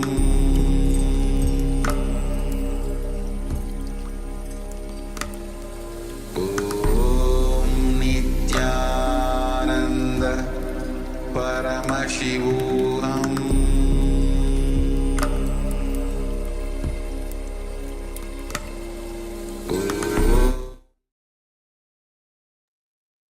Now slowly, very slowly, you can remove your eye bands, you can open eyes, and let's take a moment to share what Swamiji revealed to you through the power of third eye. So please go ahead and let's start sharing.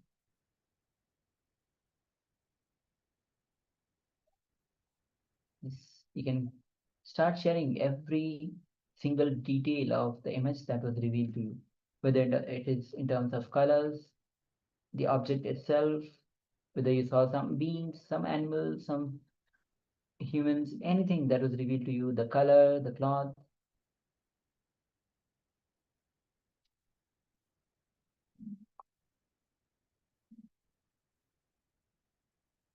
Please go ahead and let's start sharing.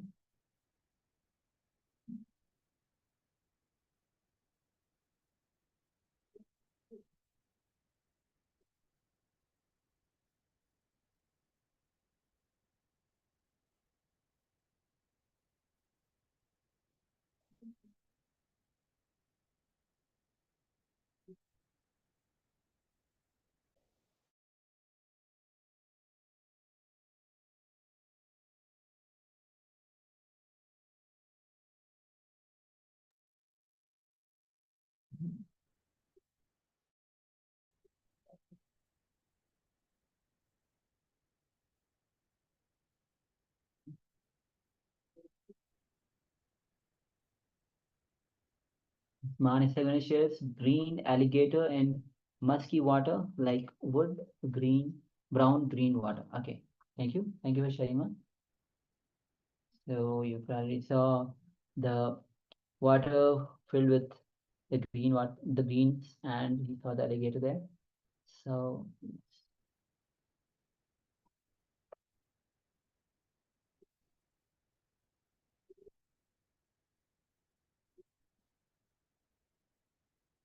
just give a few moments as we receive other sharings as well.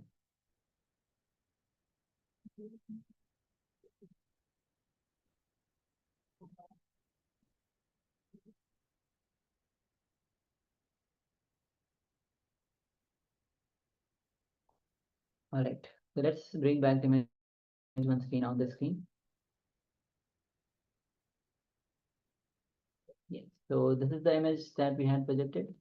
So as you can see, it's filled with the animals, the wild animals, giraffe. You can see, of course, you can see the lion. So yes, you can actually see quite a few different animals. So this is likely close to a watering hole. So Manis Draguna was sharing about green alligator. Yes. So this is very likely next to a watering hole. It is the only time the lion is not interested in the other animals, but you can see all the other animals. You can see some antelopes. You can see some something perhaps something resembling a bison, perhaps a I can't remember exactly what it's called. You can also see the giraffes.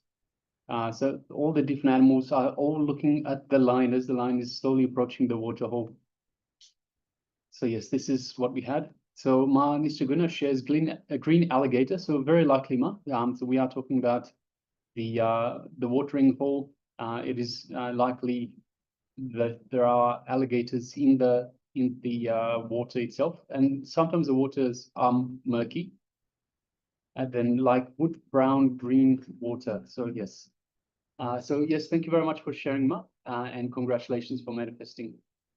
So Paramashiva showed you more than we have to this two-dimensional depiction. So yes, this is close to that watering hole, that water, murky water. So Paramashiva showed you directly the water itself. All right, Ma. So congratulations for manifesting, and thank you for everyone for taking part. Now let us move into the next segment. So the next segment is once again another revelation from the Supreme Pontiff of Hinduism. This time it is on the power of Aparigraha, so non-possessiveness. We have had a look at non-violence, one of the cosmic principles. Now we have a look at another cosmic principle of Aparigraha, non-possessiveness. So requesting everyone to come to the space of listening. Swamiji will be telling us about how, see, when you possess something, you are restricting it from its flowering as well. So for example, you might have a dog, and if you're possessive of that dog, you are restricting that dog's natural growth. And in the same way with relationships, friends, and so forth, whatever you are possessive of, you are restricting that expression. So Swamiji will be going into this this very detail, and then after that we'll have a meditation related to this as well. So requesting everyone, once again, let's sit in with the head, neck, and spine in a straight line, and let us hear directly from the Supreme Pontiff of Hinduism on Aparigraha, non-possessiveness.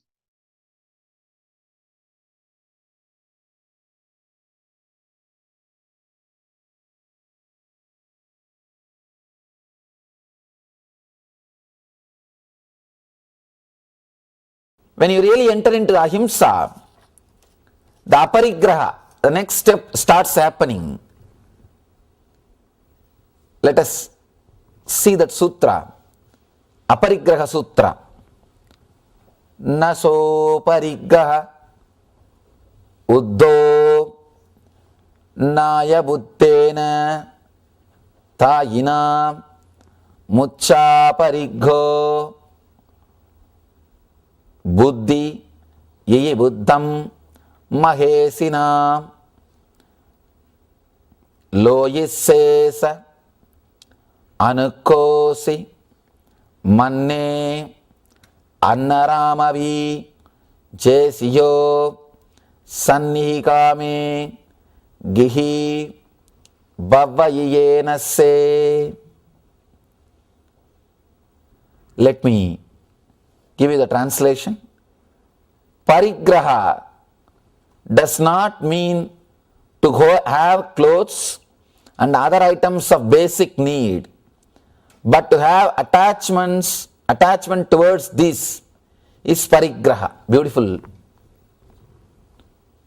First thing he is telling, parigraha means, possessiveness means, don't think that having clothes and other items of basic need, that is not possessiveness, but having attachment towards it is possessiveness. This is the one sutra which created so much of wealth around the followers of Mahavir. They were successful socially just because of this one sutra, this one teaching. This is the ultimate technique to create and enjoy wealth. Understand? When you become non-possessive, the capability to enjoy increases. The power to enjoy, the intensity to enjoy becomes more. You can see in your life, whenever you are enjoying something which you are really possessive, you will be so suffocated. The fear that it may leave you will never allow you to enjoy it. Only when you are with a non-serious attitude, playfulness, the intensity with which you are enjoying will be so beautiful, amazing, you will create more wealth and live it and experience it. Aparigraha does not mean to have clothes and other items of basic need, but to have attachment towards these is parigraha. Again, Patanjali says beautifully, when you achieve the non-possessiveness, you get the insight, you experience the truth of why you took birth and knowledge about your past life. See, as on now, you are not able to have the knowledge of your past life because you are too much caught by the things which you are having.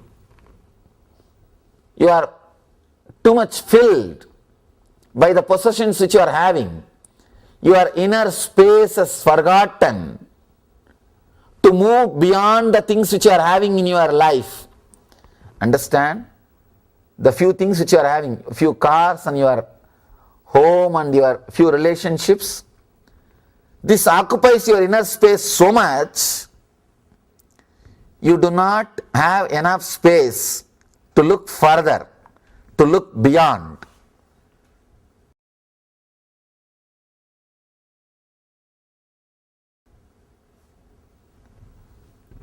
One more important thing, whenever you are possessive of something, be very clear, you are binding yourself, you are putting a boundary for yourself.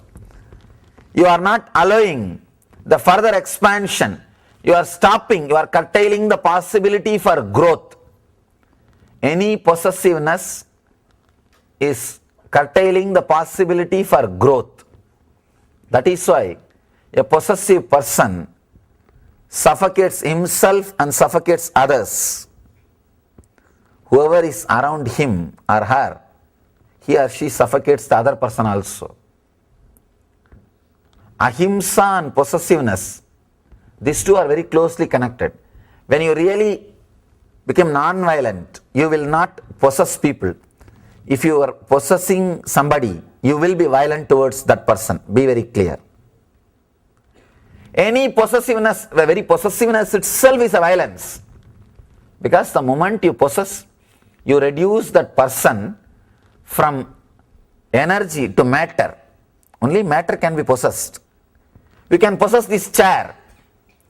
You can possess this table. You can keep it wherever you want. It will be there as it is. But you can't possess a living being. If you do, you are reducing that living being from energy to the person, from energy to matter. Possessiveness is violence. Aparigraha is himsa. That is why Mahavir touches ahimsa first before talking about aparigraha.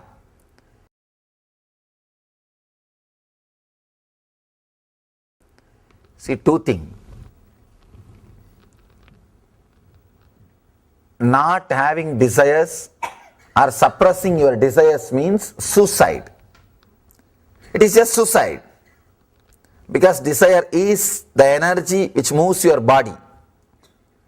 Desire is prana, fuel for your system. Having desire is the only way to move your system. So not having desire or killing the desire is not the goal. Creating enough of inner space to accommodate all your desires, so that desire does not torture you, desire does not suffocate you, so that you don't feel disturbed by the desires. Understand? Not having desires is not the goal. Then we can live like a buffaloes without being disturbed. People ask me, Swamiji, an enlightened person should not have a desire. You really don't have a desire?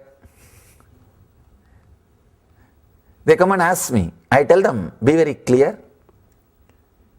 Enlightened person, the word enlightenment should be very clearly understood. Only then you will understand the enlightened person also. See, as on now, in a normal human mind, if they have 10 acre, all 10 acre, they are growing something, some rice or paddy or sugar cane or something. It is filled, occupied. In an enlightened being, he has got 1 million acre, only 10 acre is used for agriculture. Will he even know that agriculture is going on in some place? No. I have 1 million acre. So even if agriculture is going on in 10 acre, I will not even know.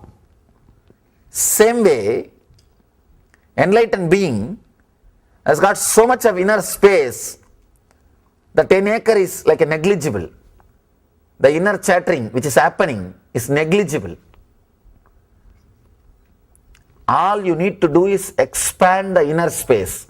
I am not telling you to kill all the, destroy the agriculture which is happening in 10 acre. No. That will lead you to tamas, means depression and inertia. That will lead you to tamas and depression.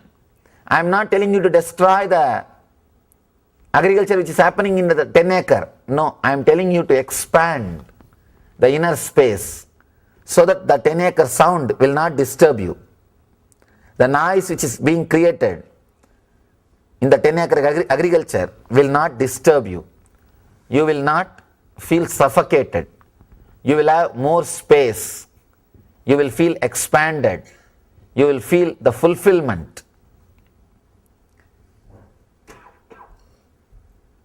Aparigraha does not mean not having the basic items, basic things, no. But creating a bigger inner space. How to? How to do? Whenever you feel that you are possessing something, decide very clearly to unclutch from it consciously. Visualize how your life will be without that object or that person. Sometimes you may think, oh, I can do without it. That's all. Then perfectly all right. Sometimes you may have little suffering. Go through that suffering, that moment itself. That suffering itself will purify you. Understand? When you feel that you are too much attached, you are possessive of some person or some object, sit and visualize your life without that person or that object. If you feel you can do without it, relax, nothing to worry. If you feel suffering, oh God, my life I can't do without him or her or that object, then sit and meditate your life without that person. Create that pain. Allow that suffering. Suddenly you will see that suffering itself is so powerful. The pain is so powerful. It will teach you. It will purify you. When you come out, when that suffering disappears from your inner space, because you can't be constantly suffering. At the most, you can suffer for a few hours. Slowly that suffering will settle down. That depression will leave you. That pain will leave your inner space. When that pain leaves your inner space, already you would have learnt a lesson of Aparigraha. This is powerful technique to achieve Aparigraha. Start meditating your life without that person or object. Let that pain, suffering arise in your inner space and wait till it disappears. Be silent, have patience till that disappears. When that pain and suffering leaves your inner space, you would have been matured, because pain and suffering teaches you. It's a powerful master. It's a powerful teacher. No other master or teacher can teach you like pain or suffering. Using even pain to learn, using even suffering to grow, using even the failures to mature yourself. When you expand your inner space through this way, understand this technique is a very powerful technique. Try it. Whenever you feel you are possessive of somebody, something, sit, unclutch, disconnect, allow the pain, allow the suffering. Now what can be done? Because anything can be taken away from you. The product or that person can be taken away from you. It is not that he or that person or the product is going to be with you forever. No. So, just meditate the non-possessiveness, meditate on Aparigraha and be without that person or the object. You will see the pain itself teaches you, and you are free from the pain, you are free from the suffering, you are free from the Aparigraha, you are free from the possessiveness. Doing constant struggle to hold stuff is an indication of the greed within a person. A person who continuously struggles to hold stuff is just a householder, not a sadhu. Understand? Mahavir is telling, doing constant struggle to hold stuff is an indication of the greed within a person. When you are greedy, even the things which is in your garage, you will be remembering about that constantly. Even the things which are under your control, you will be remembering about it. You can't forget even the things which are under your control, which are inside your locker. You will be afraid that somebody may take it away. Who knows, it will be there when I go back. Too much of greed constantly creates fear, and you struggle to hold, you struggle to hold, you struggle to hold.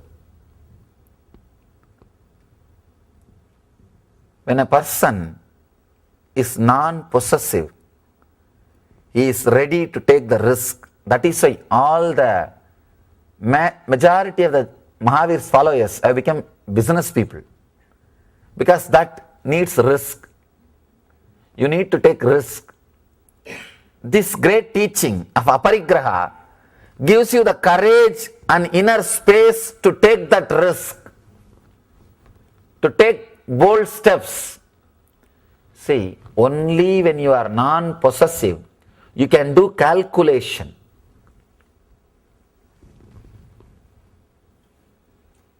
Usually the doctors don't treat their own family because they will be too possessive. They can't see the truth. The objectivity will be lost. Same way, if you are possessive of something, you can't put that thing at stake. Person who is too possessive about his life will not do anything which expands his life. He will not take any risky, he will not do anything which is risky. When you don't do anything which is risky, you are nothing more than a buffalo. We will be just vegetating, nothing else, just sitting and sleeping, couch potatoes. I have seen many people, they will not even climb some 100, 200 feet, 100, 200 steps. They will tell, no, I have a little pain, I may get wheezing, I may get breathing problem. See, the idea that I may get this, I may get that, will completely put you in prison. I call this as a psychological prison. Not able to take risks. And the life without risk is not worth living. Life without risk means you are not living, you are just waiting for death to happen. Because you don't have courage to commit suicide, you just wait till it happens. Now nothing can be done, it has to happen only by itself. So why not wait? That's all. Aparigraha, the non-possessiveness, gives you such a big inner space to take risk, whether it is related to business or related to your life. So I tell you, ahimsa is the greatest dharma. If you follow ahimsa, others will live happily. If you follow aparigraha, you will live happily. These two are the greatest truths. Non-violence. If you practice non-violence, people who live around you will live happily. If you practice non-possessiveness, you will live happily. One more thing, to really achieve non-possessiveness, you need to understand one thing. Life is not too valuable as you think. And don't be too serious. See, because we are constantly living in cities, we become too serious about our life. Every day thinking too many things and too much about how to avoid this, how to avoid that, what will happen this, what will happen to that. And you clearly design the life. Understand, if you look into your life, every day morning till night, just try to see your life. If you do a video recording of your whole day, tell somebody else to do without your knowledge. You will see, you will realize few important things. You will come out of your bedroom through the same path. You will sit in the same sofa. You will go to the living room through same steps. And you will come out and take your car in the same way. The whole thing will be same, and you will not be even using some parts of your house for 1 year or 2 years. You will not be even using corners of your house your whole life. I tell you really, if you see, you will understand. almost your whole day routine is under your control. Even if you face the accidents, there is an insurance. So everything is clearly pre-planned, visualized. No place for God. Because you did everything. Now where is the place for Him? You do not allow divine to intervene. People ask me, Swamiji, we are seeing so many miracles in your life. Why it is not happening in our life? Especially people who live around me, they get a little jealous of miracles happening around my life. Because whatever I tell becomes true. Every other day this is happening. One day you can say coincidence. And every day when this happens, these guys become a little jealous. What is this? How so many miracles are happening around you, but not around us?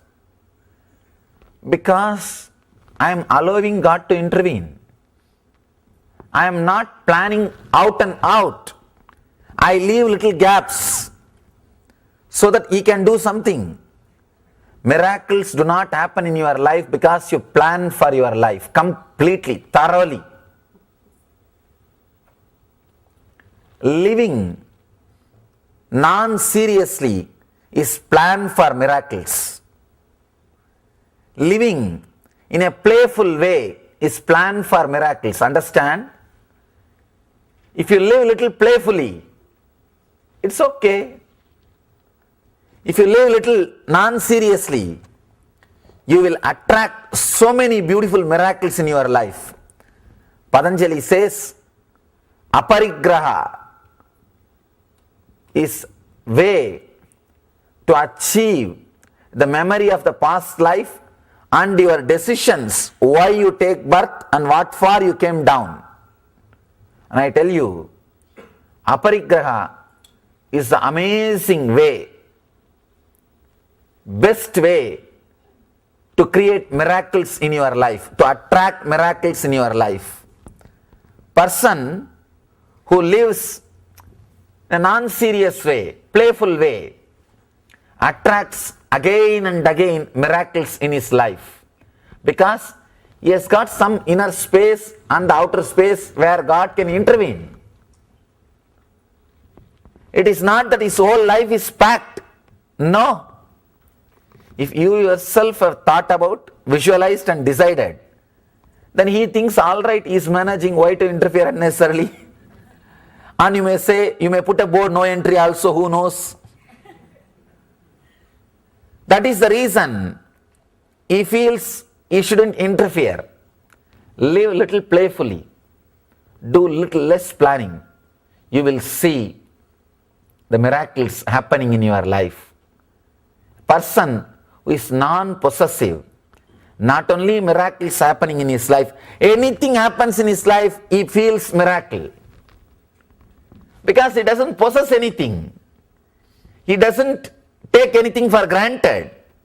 He doesn't claim anything is his birthright. Even taking birth is not your right. What about birthright? The word birthright is the wrong word. Nothing can be birthright because taking birth itself is not your right. It's not under your control. Then how can you say something is your birthright? No. Word birthright should be removed. There is nothing for which we have a right or claim. No. Person who is established in non-possessiveness, Aparigraha, not only regains the past memory, he realizes again and again and again he is doing the same nonsense of catching some people and catching some property and saying this is my house and this is my boundary, this is my husband, this is my wife and this is my son and this is my daughter, and suddenly he dies, goes to other place and again catches everything.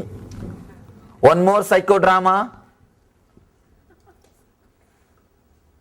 and again you die and catch one more. By that time You are almost ready with your husband, daughter, son, grandson, enough of your boundary, property, everything. Life says, now chalo, bas. Relax. And over. You realize again and again you are doing the same thing. The moment you understand again and again you are doing the same thing, you decide strongly to jump out of this cycle. Anybody who decides strongly to jump out of this cycle is liberated. Understand? For liberation, all you need is only one thing, strong decision to jump out. Clear no to society, clear no to the same cycle of birth and death. Aparigraha directly leads you to enlightenment. Aparigraha can happen only with a matured soul. You don't possess now all the toys with which you played. Do you possess? No. You don't possess your toy car with which you played. But at the age of 6 or 7, that was your life. If your mother snatches it away from you and says, hey, go and eat, it is time to eat, enough you played. You say, no, I don't want food. I don't want you also. Get lost. Give my give my toy. Give my car.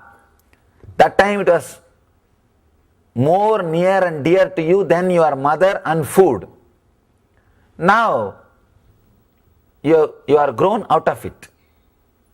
Simply the aparigraha has happened. It's not that you don't have the toys. You may have even in your house. But you are not remembering about it. You are not possessive about it. You are not possessive.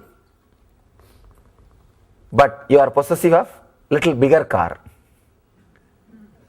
You have grown out of the 6-inch car and now you are caught with a 6-feet car. If you expand your inner space, you will grow out of this also.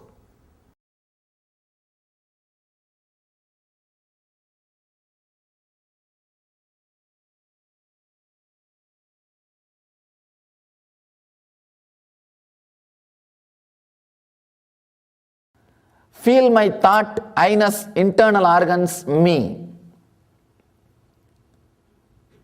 Sit and feel. When thought raise, when some thoughts are coming up, which internal organ feels that thought? Sometime when the thoughts related to love or beloved comes, you will feel that this area. When a deep worry comes, you will feel the navel, this area. When shaking fear, when the fear happens to you, you will feel the Swadhisthana chakra, hara area. When the fantasies are awakened, you will feel the Muladhara area. With different emotions, you will feel different internal organs. Mahadeva is saying, just feel, that's enough. You have an automatic biointelligence which will automatically heal the pain the moment you feel the pain. For example, you have some worry and you feel that worry is starting from the navel and there is a irritation and pain. You don't have to do anything, just feel that pain. Suddenly you will see body heals the pain and drops that worrying thoughts. Body, if it is allowed to heal itself, it will not only heal the symptom, it will heal the root also. Disease itself, only when you are not allowing the natural healing process, when you don't have patience, time or trust over your body does not heal, and all the things you try to do heals only symptoms. Here, Mahadeva says, allow the body to heal itself by feeling, not doing anything else, you will suddenly see not only it heals the symptoms, it heals the disease itself. Whenever thought raises, just see which part you are feeling that some movement, which part is first getting the impact of the thought, which part is feeling the thought happening. See that? Then you will see suddenly, automatically the healing starts happening in that part. Feel, understand, don't think, feel. My thought, I-ness, internal organs, and me. And another one beautiful thing in the sutra, Mahadeva says, when you start feeling the thoughts, the organ, physical organ which is touched or which feels the thought, and allow that body to heal itself, he says, in that healing energy, you will feel my very self. He says, you will feel Mahadeva. If you are able to heal yourself, understand you already had a glimpse of Mahadeva in you.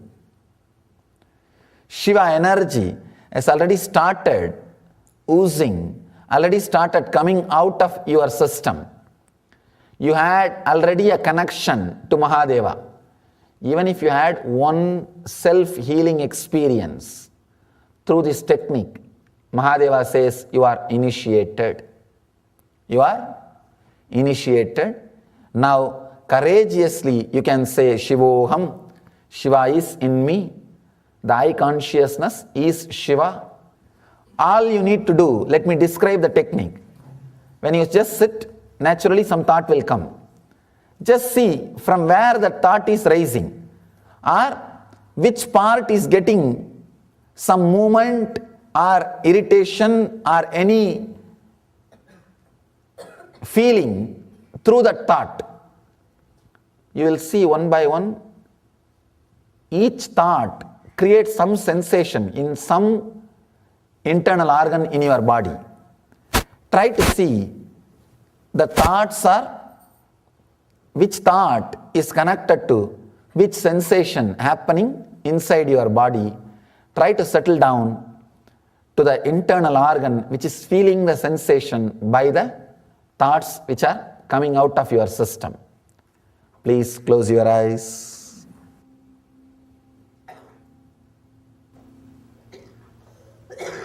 Just see from where thoughts are rising and where you are feeling the sensation because of the thoughts.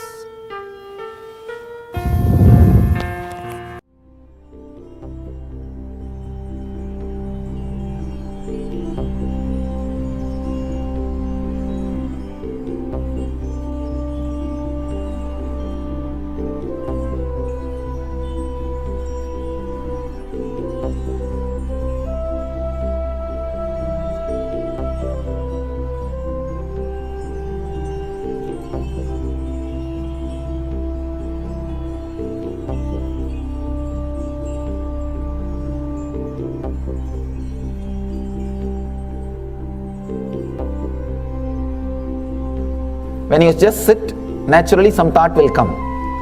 Just see from where the thought is rising, or which part is getting some movement or irritation or any feeling through that thought. You will see one by one, each thought creates some sensation in some internal organ in your body. Try to see the thoughts are, which thought is connected to which sensation happening inside your body. Try to settle down to the internal organ which is feeling the sensation by the thoughts which are coming out of your system.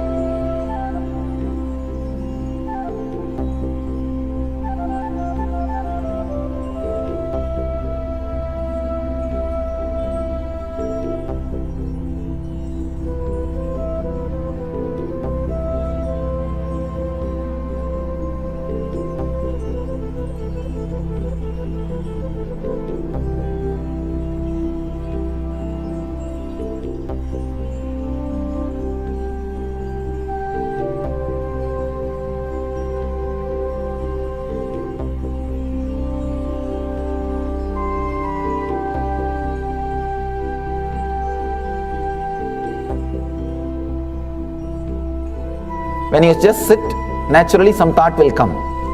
Just see from where the thought is rising, or which part is getting some movement or irritation or any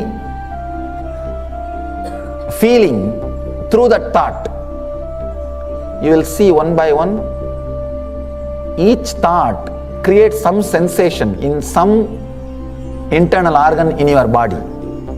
Try to see the thoughts are, which thought is connected to which sensation happening inside your body. Try to settle down to the internal organ which is feeling the sensation by the thoughts which are coming out of your system.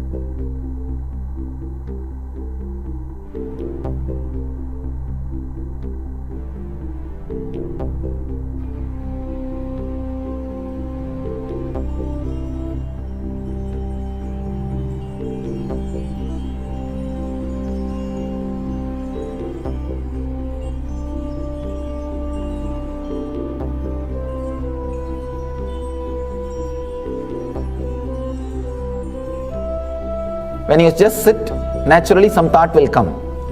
Just see from where the thought is rising, or which part is getting some movement or irritation or any feeling through that thought. You will see one by one, each thought creates some sensation in some internal organ in your body. Try to see the thoughts are, which thought is connected to which sensation happening inside your body. Try to settle down to the internal organ which is feeling the sensation by the thoughts which are coming out of your system.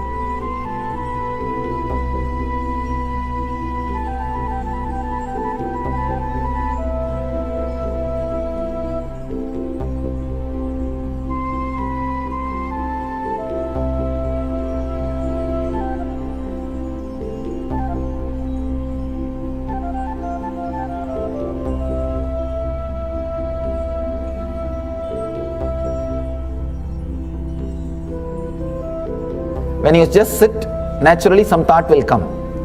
Just see from where the thought is rising, or which part is getting some movement or irritation or any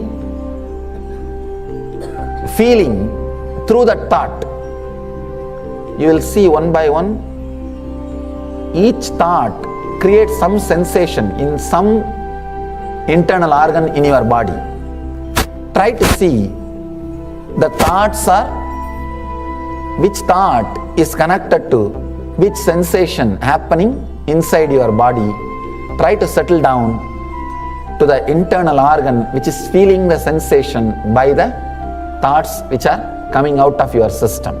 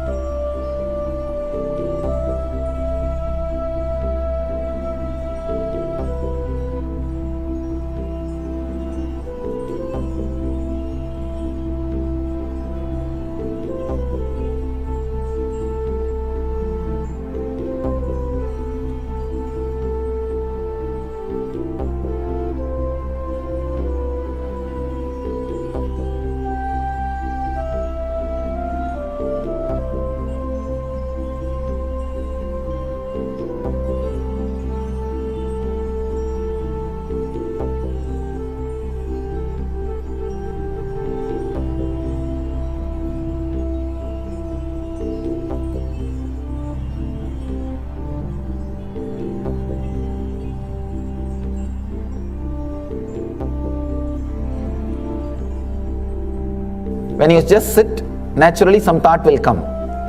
Just see from where the thought is rising, or which part is getting some movement or irritation or any feeling through that thought. You will see one by one, each thought creates some sensation in some internal organ in your body.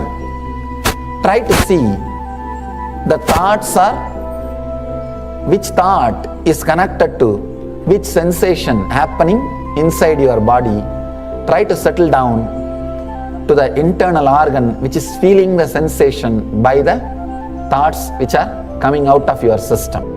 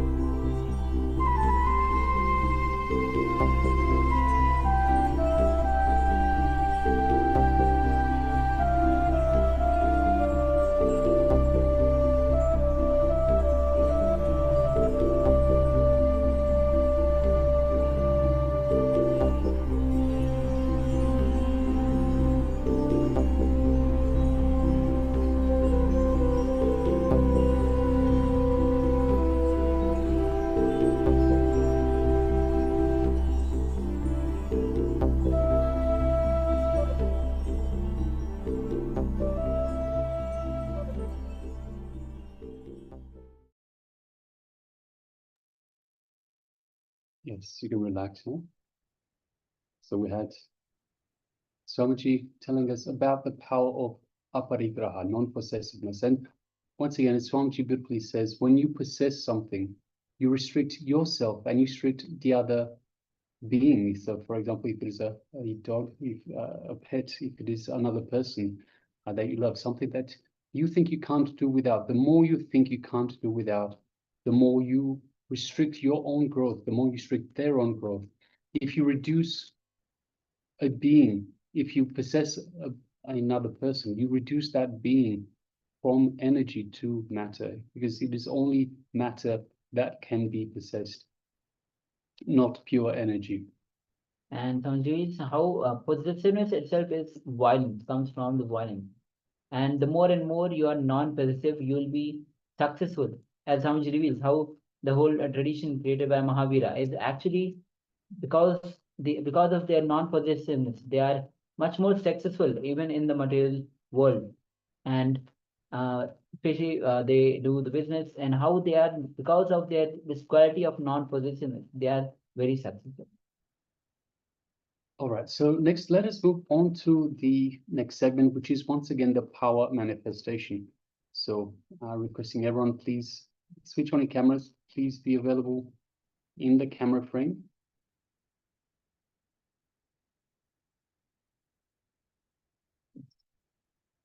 Yes. So requesting everyone that is here with us, Chandrasekharaya, Masharmain Muse, Manita Prema, and Nityananda Ma, welcome, good to have you with us, Manita Prema. Nityananda, and welcome. And Manistra Gunya, Agora Swarupini, and also a couple of participants with Chinese character names. Unfortunately, we cannot read those. Apologies. Requesting everyone to please gather your eye bands. We are going to enter into the power of third eye vision, seeing images blindfolded. So once again, we will display an image for you while you have your eyes covered.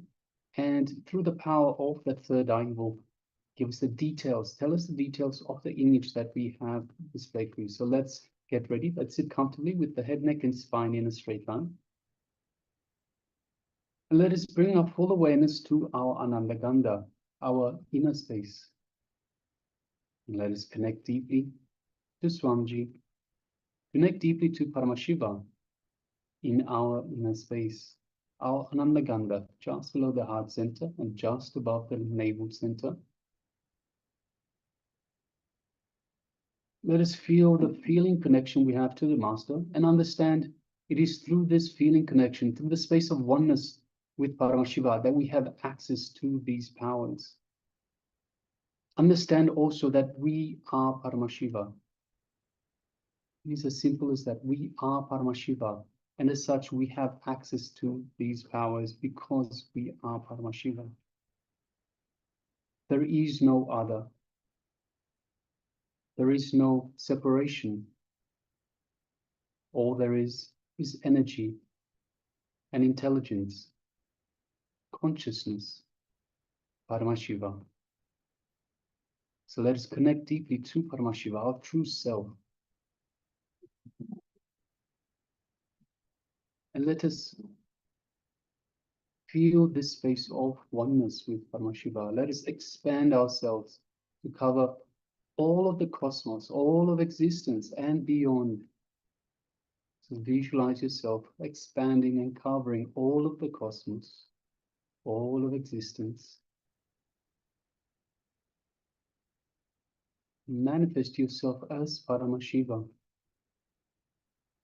Once you feel fully connected to all of existence, let us start chanting the Mahavakya. Om Nityananda Paramashivoham. Om Nityananda Paramashivoham. Om Nityananda Paramashivoham. Let us keep chanting this Mahavakya throughout this power manifestation. And from this space of oneness with Paramashiva, With Swamiji, let us start manifesting this power of third eye vision, seeing images blindfolded. The image is being displayed for you now, so let us begin. Om Nityananda Paramashivoham.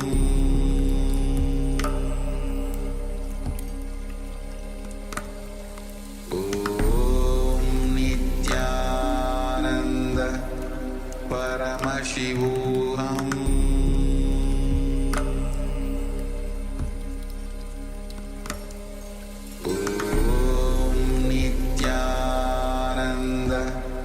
Paramashivoham.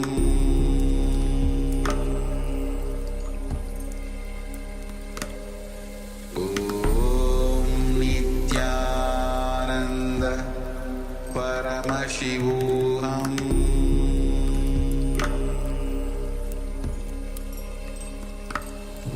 Om Nityananda Paramashivoham.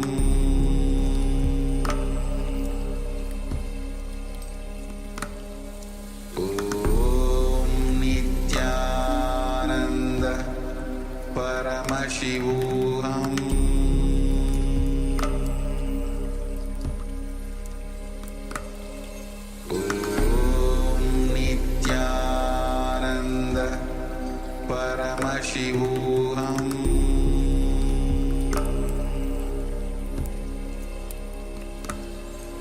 Om Nityananda Paramashivoham.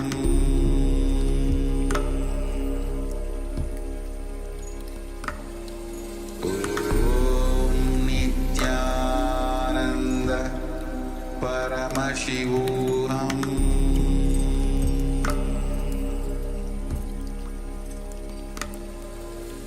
Om Nityananda Paramashivoham. Om Nityananda Paramashivoham.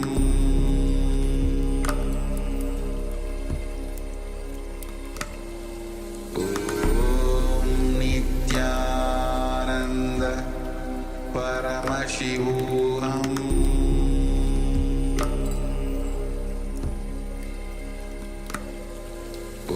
Om Nityananda Paramashivoham.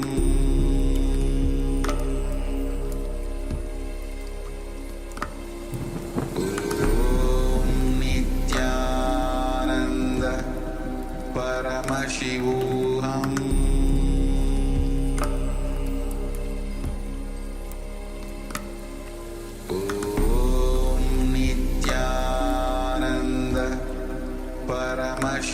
Paramashivoham.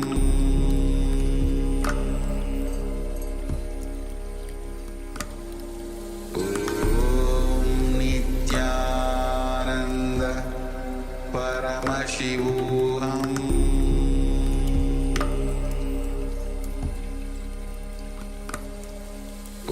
Om Nityananda Paramashivoham.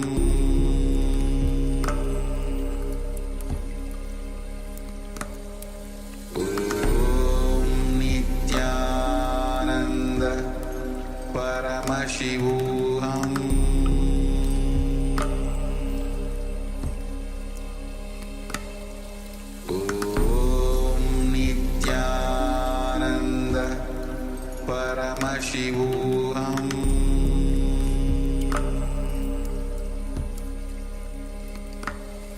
Om Nityananda Paramashivoham.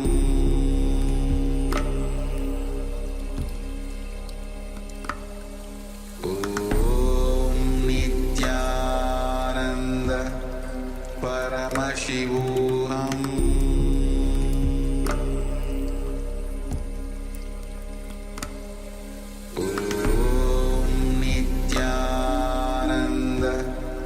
Paramashivoham.